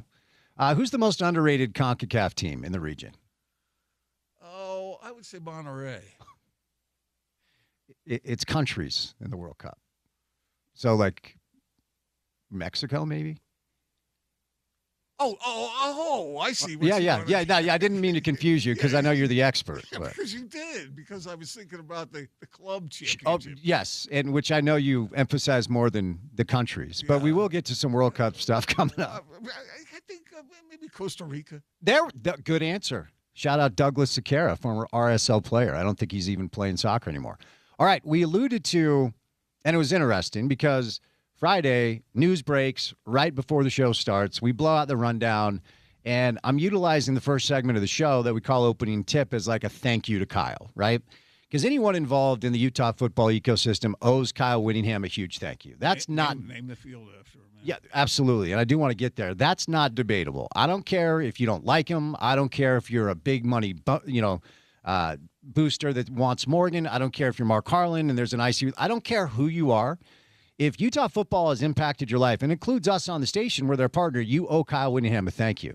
So I'm talking about this as like, hey, best of luck in your next, chapter of your life, the back nine of your life. You have earned the right to do whatever you want. And then Stuart Mandel from The Athletic sends out a tweet that he's told this is not a retirement and that Kyle is still interested in other coaching opportunities. So the language of the release is stepping down. It's not retiring. And doing some digging about Mandel's sourcing, he typically breaks news via agents. So at best I can guess, Kyle's agent contacts Mandel and says, okay, capitalize on this opportunity when everybody's talking about him stepping down to say he's interested in other opportunities. So Mandel sends that out, and then the rumor mill gets going like crazy about what could be next for Whit.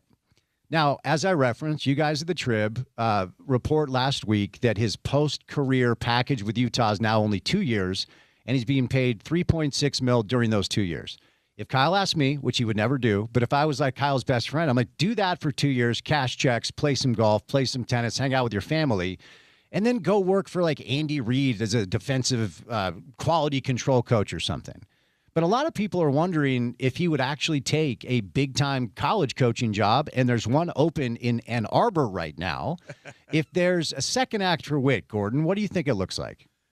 That's a great question, and I don't know exactly because I think I'm just going off of what he has always said, and I talked to him about this a couple of years ago, and because I said, when are you gonna hang it up? And he said, when are you gonna hang it up? I said, well, because I got a few years on Kyle. But what I always thought that he would be done. But what your suggestion is really a good one because he can go see what that's like, and if he likes it, then sail on. Mm-hmm. But if you don't like it, then take your opportunity to go make $10 million a year in a different place. Yeah, because these openings are going to continue to happen. What the thing in Michigan? I giggled there a little bit, but man, what a sad story that is. Yep. Mm-hmm. But Kyle Whittingham, how many football coaches are there out there who you know that if you hire, you're going to win? Mm-hmm. That makes him very valuable. Yep. And try it out. Try out this other thing. Make your $3.5 million doing practically nothing. Yep. And if you get bored, if you don't like it, then go to work. Mm-hmm. And if you. But I still think that whole idea about his dad and what happened there, I think that is in his mind. But I think his family wants him to continue to coach. They like being involved. They're a very competitive family. They enjoy sports. They enjoy Kyle being the big man. Mm-hmm. So take your money and then go make more if you want. Well, you guys over the Trib, Jason Batacchio talked to Alex Whittingham. And Alex, here's what Alex had to say. Alex is an assistant defensive line coach with the Chiefs. Quote, he still has that fire and that desire to do something in some capacity to help some team win. Quote, I talked to him this morning before I went out to practice, and he told me that he had made the decision to step down. I'm still kind of processing it. He's been coaching since I was 2 years old. That's all I've ever known. So more from Alex. I'm not sure exactly what his next immediate step will be. When I conversed with him, he basically said this is not going to be a full-on retirement. I think he still has that competitive fire. I still think he wants to continue in some capacity. I don't know where or when. This is coming from his son, right? And we haven't heard Kyle speak publicly. My guess is we won't until after the bowl game. But if you're Michigan, you don't just need a coach that can win. You need a palate cleanser. I don't know that there's a safer hire. If you want, I don't want to say Boy Scout because Whit wants to slit your throat when you're competing. But if you want somebody who can go run a clean program, that you don't have to worry about sleeping with a staffer or committing recruiting violations, Kyle Whittingham is a call you make. And I think if you're Michigan, you make them think about it. You make them think about it hard. You say 10, 11 million, autonomy, decision-making. And because I don't know that Kyle wants to rebuild a program at the age of 66. At Michigan, you have so many resources. You don't really have to do that. And I do think if you're Witt, you pick up the phone and you have a conversation. Like, that to me makes sense from both sides. And it makes sense from this standpoint as well. I love the word you used there, palate cleanser, compound word, I suppose. Mm-hmm. But he doesn't have to. That's not a place Michigan can use someone of Kyle's maturity and quote unquote advanced stage because they want someone to come in and cleanse the palate. Yep. That's all he has to do. Go in there for a few years and make it right. And then everyone can benefit from that moving forward. Because some people say, why would Michigan want Kyle Whittingham? He's 66 years old. They want some hotshot young coach that'll Kenny Dillingham or somebody who can go in and stay with the program and be a lifer and all that. Mm-hmm. Well, right now, they're trying to keep their head above water. Yep. And Kyle Whittingham is more than capable of doing that. Yeah. I think that would be a smart move on their part. Again, I don't know whether Kyle wants that kind of involvement or not and he's used to politics. There were politics at Utah, but, man, you go to Michigan and there's all kinds of that he would have to deal with. Sure. Okay. If Witt took the Michigan job, who's his offensive coordinator? Who's his defensive coordinator? I think Jay Hill jumped ship at BYU. How much? Always comes down to that. Jay Hill, I know a lot of people down around Provo are nervous about him because that guy's going to be a head coach again. Mm-hmm. There's no doubt in my mind that's going to happen. He's that capable. He has that kind of effect on a program. But whether he would go as a defensive coordinator, boy, I don't know. Yeah. I mean, if they triple his pay, mm-hmm. suddenly maybe it might, Ann Arbor might not be so bad. I mean, it's really fascinating to consider that possibility and the reverberations throughout this market because, essentially both BYU and Utah's coaching staffs grew up under Witt, right? And so he's kind of he has that Godfather type feel. Of course, Kalani wouldn't leave to take a coordinator position because he just got paid handsomely. He's going to be the coach of BYU for as long as he wants to. But does he call Jason Beck? It's like, hey, let's go to Ann Arbor. I mean, it's kind of an interesting thing to consider. Well, if you're a coordinator and you're being invited by, say, Kyle Whittingham to go be a coordinator at Michigan, mm-hmm. there's a very good chance you're going to go. For sure. Although, some people think, offensive coordinators and Kyle haven't always mixed all that well. Mm-hmm. Defensive coordinator, maybe if you agree with his style of defense, it'd be a perfect fit. Yeah. So I don't know, but you said it right. Michigan, the fact that Michigan ever struggles is an absolute joke. Yeah. If you've been to Michigan, beautiful stadium, iconic. It's kind of like SC where you get what you ask for. Mm-hmm. And unless you're asking for really inappropriate things. Of course. So, look, who knows what it will look like if Kyle decides to do something else. But while we're in the space of kind of this coaching carousel, there's a job opening at Utah. I haven't seen it posted on LinkedIn, but it is for defensive coordinator now that Morgan is the head coach. You hear Sharif Shah, you hear Colton Swan as in-house hires. I think you call Jay.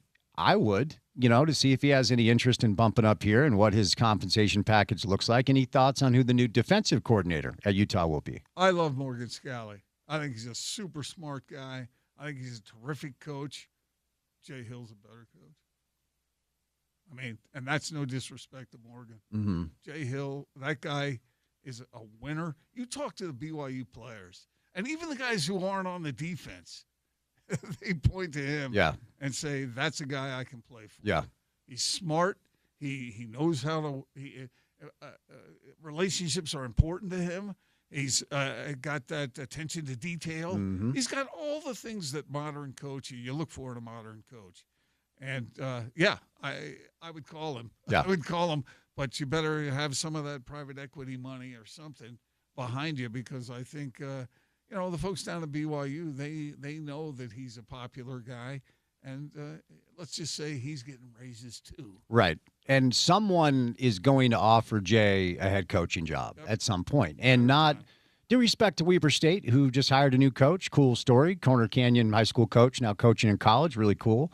But due respect to Weber State, the next opportunity for Jay to be a head coach is not going to be a smaller school. I actually think there are P4 opportunities that will come his way because of the way he's revamped the entire BYU defense, and the results are the results. BYU's defense under Jay has been much better.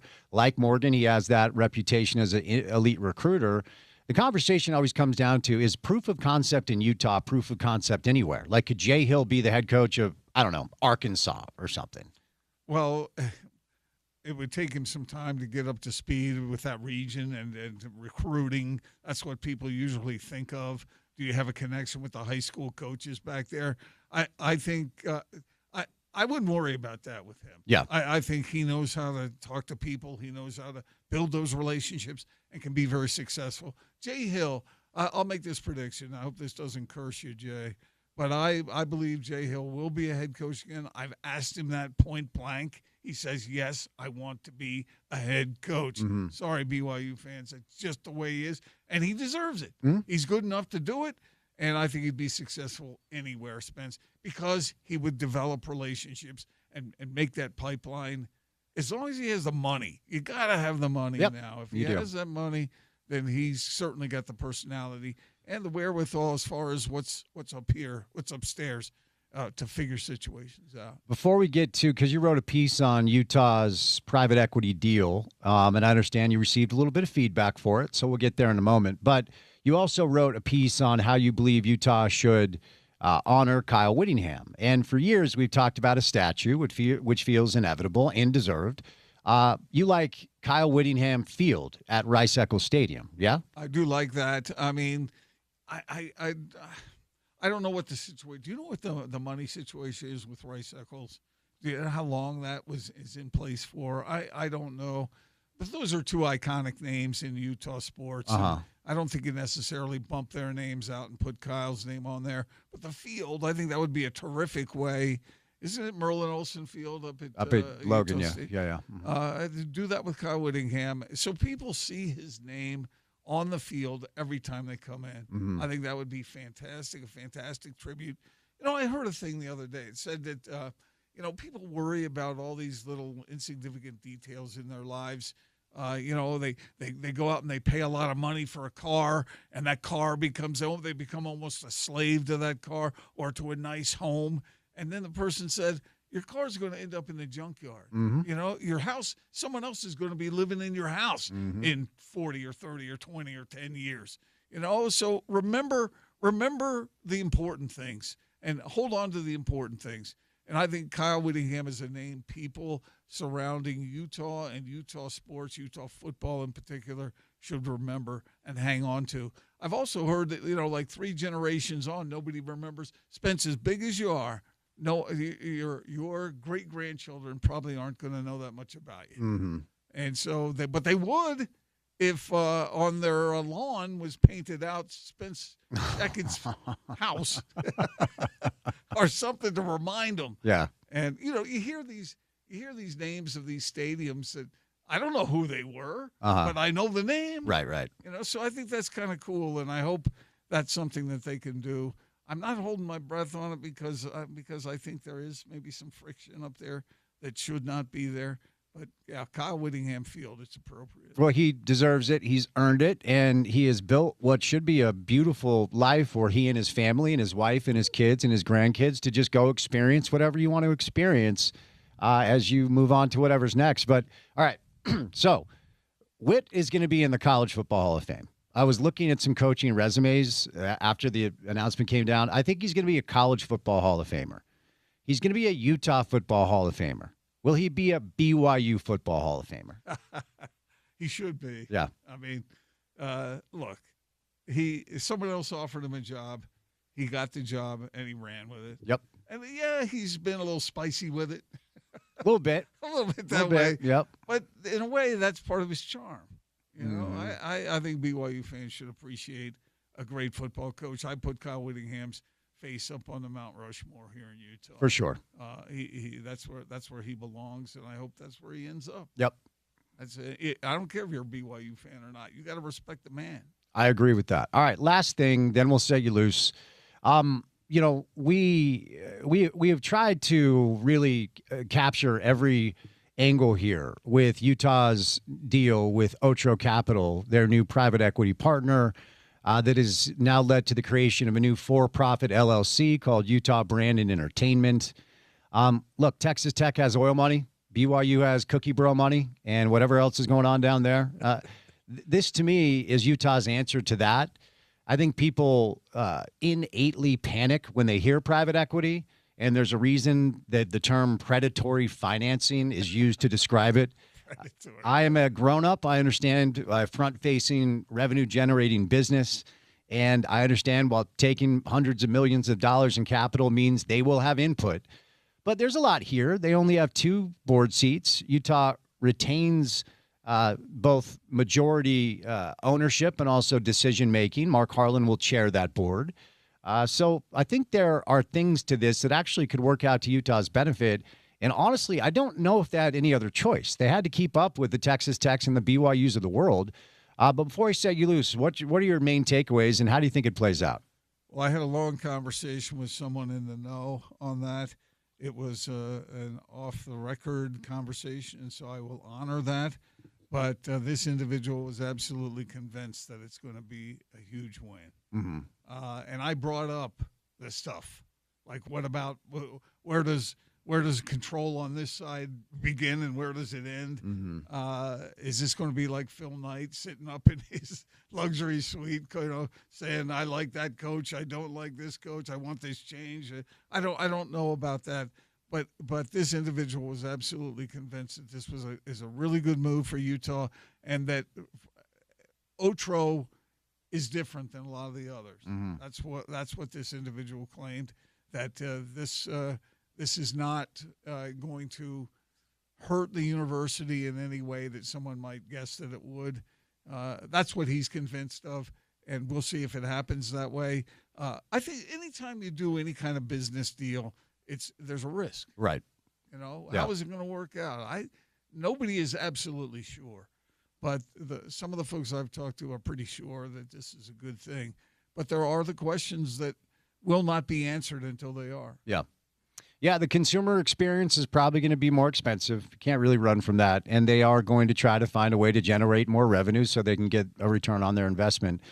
All right, my friend. Happy holidays. Best to Lisa and the family. Excellent work, and we'll see you soon, okay? Okay, same to you, Spence. Have all right. a good one. And all your listeners out there. Indeed. Happy holidays. The great Gordon Monson, Salt Lake Tribune. Want to remind you that ESPN 700 and the Rocky Mountain Chevy dealers invite you to help those at the road home this holiday season with needed blankets, coats, shoes, hats, and gloves. Drop off donations at any Rocky Mountain Chevy dealer.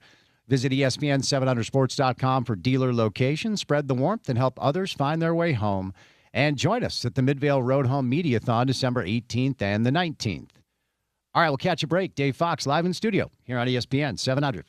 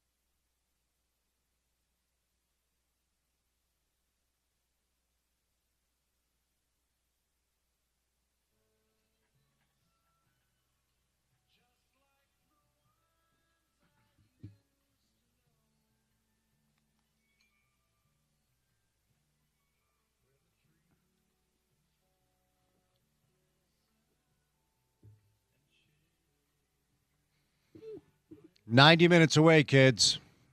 90 minutes away. The NBA Cup will be hoisted by either the Knicks or the Spurs tonight in Las Vegas. Porter, I know it's not an NBA championship, but the Knicks haven't hung a banner in quite some time, so maybe an NBA Cup tonight for the New York Knicks? I'll take it. Yeah. Are you saying 1972 was a long time ago? Is that what you're... Long time ago. I mean, there's been a couple Eastern Conference championships in the 90s. No NBA title banners since the 70s, so I guess we'll take an NBA Cup tonight if we can grab it. Yeah, I'm good on hanging banners for like divisional titles, conference championship appearances. Mm-hmm. But hey, NBA Cup, sure. My goodness. Our next guest is on the edge of his seat for tonight's NBA Cup. Let's bring in NBA Cup expert Dave Fox on a Tuesday. Hello, Dave. How are you, sir? Good. How are you doing? Did you even know that the NBA Cup championship was tonight? I knew that the Knicks and the Spurs were in it because it's been on ESPN literally all day long. So, yeah, I was aware of that. Okay.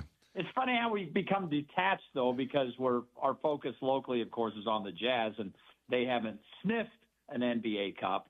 So there you go. Well, I respect the endeavor of trying to generate more interest in the regular season. It just doesn't seem to be really resonating with very many people. Speaking of the Jazz, let's do a little Jazz, Dave. Then we'll get into the big story, of course, the historic story. Last night was significant for one reason. It wasn't because they won. Cooper Flagg in town, so we had a close look to him. But of him, he had 40 points. But really, for the first time this year, Will's rotation signals to me some intent because it was more or less all of the young players. So we saw Bryce Sensabaugh in the starting lineup. We saw Taylor Hendricks, Cody Williams, Isaiah Collier, and Walter Clayton as your main pieces off the bench. We did not see Kevin Love. Svi Mykhailiuk is now on the bench because I don't know what took so long. But Ace Bailey, Keontae George, Bryce Sensabaugh, Kyle Filipowski, and, of course, Lowry in the starting lineup. If last night was notable, it's because really it felt like a developmental rotation night. Do you think that's what we're going to see moving forward? Well, here's the funny thing about that is, and I think you're right, definitely a developmental look. And the way they looked is even more impressive. But I don't think any of us believe that they're ready. Well, how do I put this without being brutal about it? I mean, they still need one more year in the lottery. Can we all agree on that? Mm-hmm. But how do you go out and tell the kids that? Now, remember, the original plan was just play the youngsters, and they're only going to win 15 or 20 games because they're young. But if they keep doing what they did last time, there's nowhere else you could go, Spence. Because as you pointed out, I mean, trading Kevin Love or Nurkic doesn't matter. You're not playing them anyway, or Svi, or whatever the case may be. I was talking – I'm not going to say who, but somebody in the Jazz organization about the situation they are in it's really kind of, they're at a crossroads. It's sort of frustrating because what happens is you end up stuck in no man's land. So let's say these kids continue to play the way they are. Best you're going to do, the next year or two, maybe you're a 500 team, and then you're stuck in a first-round playoff exit, and then you're stuck with a 15 to 20th draft pick, and then it's purgatory. You never get out of that vicious cycle. So I don't know what's going on behind closed doors, and it's got to be particularly frustrating for, not only the coaching staff but the players, because all they want to do is win. They don't care about all this, whether or not they hang on to that first pick or give it to OKC like some of the other people that's their job is to worry about that kind of thing. So, Spence, it's a tough spot for them to be in, and I don't know what else you can do, because if the original plan was to, like I said, to play the youth and let them play themselves into a lottery, it's not looking so good right now. And I can't even imagine a worse fate than to hand that draft pick, that lottery pick, over to the defending champions in the NBA, who already have another lottery pick. I'm pretty sure they have the Clippers pick, if I'm not mistaken. They do. They could have 2 lottery picks as the sitting NBA champion. So it's tough. It's hard, and we're just going to have to play it out and see how it all works. Hey, you're the high school football expert. I very much am not. So tell me the significance of Eric Carr being hired by Weber State today. Well, first of all, I just think it's an absolutely great hire. The guy can flat out coach. Lemon Harrington was here a little while ago. We were doing Talking Jazz, and we were talking about how for years we've been saying, when is he going to get to the college level? And what a perfect spot to be in. He doesn't have to leave his home. Think about this, Spence. His record. Now Corner Canyon played in that game last week against St. Francis, basically an exhibition game. So let's don't even count that. He hadn't even reached 10 losses yet in 9 years at Corner Canyon. His record is 111-9. He just completed that championship run. He has 2 three-peats, 6 titles in 8 years. 9 years total coaching there, but in 8 years he won 6 titles at Corner Canyon. Now he's got to learn some new things. Some people say he probably doesn't need to learn how to recruit because he's pretty good at that. Now, I'm not saying he recruited in high school. No, I say that in jest. People came to him. He has a great scheme. And now let's get really deep into the weeds here, Spence. Think about this. Isaac Wilson in the portal. He played for Coach Kerr. I mean, it's something to think about. I don't know how many offers he's got out there, but Weber State, there's a lot worse places you could go. He's got 2 sons. One of them is at Weber State now. The other's at Utah State. Hey, bring the party back together and see what they can do at the college level. I just think it's a great hire, and I'm so happy for Eric. He deserves this. Yeah, I mean, look, if you're Isaac Wilson, I think you're just finding a place where you can do one thing, and that's get on the field, right? That's just play. Yep. Like you need, and with the modern day and age of college football, if Isaac goes up to Weber and just kills it, maybe another program is like, oh, okay, yeah, well, okay, that's right. You can play, you can sling it. Now come play for us. I mean, even if it's just a temporary situation, it could make sense for him just to get on the field. Well, and it's funny you say it because there are coaches out there. I want to say I heard an interview with a Nevada coach. Their whole pitch now, and we're talking about the level of like a Weber State or maybe even a Nevada, that kind of thing, is, hey, come here. It can be a springboard to a bigger school. Not a springboard to the NFL, which was the pitch of the old days, right? They're literally using it to recruit kids so that they can get an even better, bigger NIL deal at a bigger school. So you're right on the money. That's exactly the way, he should look at something like this. And what better way to kind of rejuvenate your career than get back to working with the head coach. And by the way, Eric's a terrific offensive mind. I'm going to assume he'll be the OC at Weber State in addition to the head coach. What better way to get your career back on track than to go play for the guy that helped get you where you are in the first place? Speaking of coaches, I'm not sure you've heard, but Kyle Whittingham is unemployed now. When did that happen? Little piece of news. It just broke, Friday, right before we actually hopped on air, which is always fun to change the entire landscape of the show. Look, you've been around Utah football for a long, long time, covering it, attending games. I'll just ask you a simple question. What does Kyle Whittingham mean to Utah football? Well, you go all the way back to, you remember when Urban Meyer was brought in, and there was the debate of, do they give the job to Kyle? Man, did that pay off to sit those 2 years behind Meyer. They run the table the 1 year with Whittingham running the defense. And ever since then, it's just been full steam ahead. There have been a few hiccups along the way. We know that. The transition to the the Pac-12 was, rocky, kind of in and out. But then you go down to Vegas, you win 2 Pac-12 championships. It's just phenomenal. I kind of feel bad he was never able to get that Rose Bowl, but played 2 really good games. He's unmatched. Go way back to when Ron McBride was first hired, and you were still in diapers, I think. Probably. And he turned, a program that was struggling around. He got it to that level. Well, and you may have thought at the time, well, who's going to do any better than this? Well, I don't think there's any doubt that, Urban Meyer kind of kick-started it, but Kyle Whittingham took it to that next level.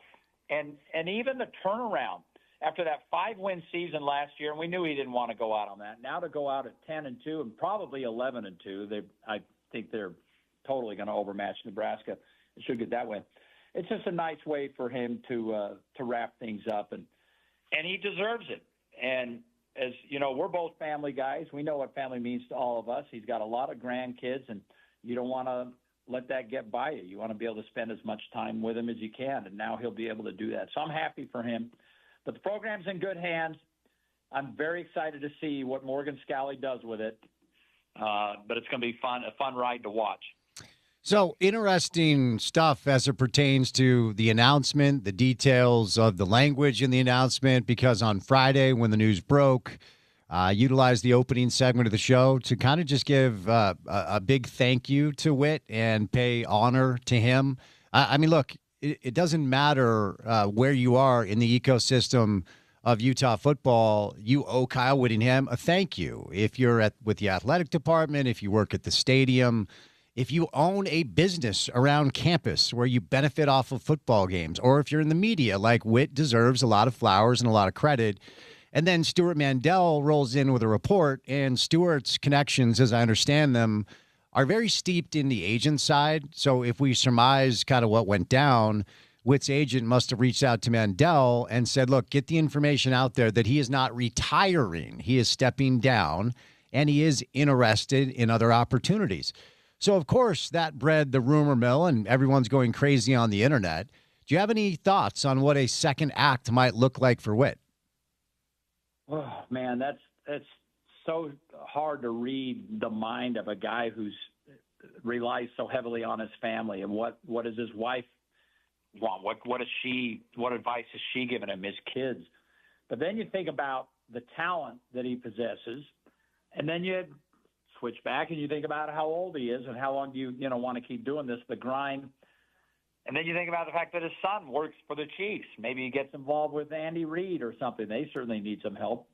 And then obviously, the Michigan thing came up. But, I just feel like at the end of the day, I don't know him personally well enough to, back this up with any facts. But I just feel like once you make that decision, and by the way, he has a pretty darn good retirement financial package. Let's get that out there.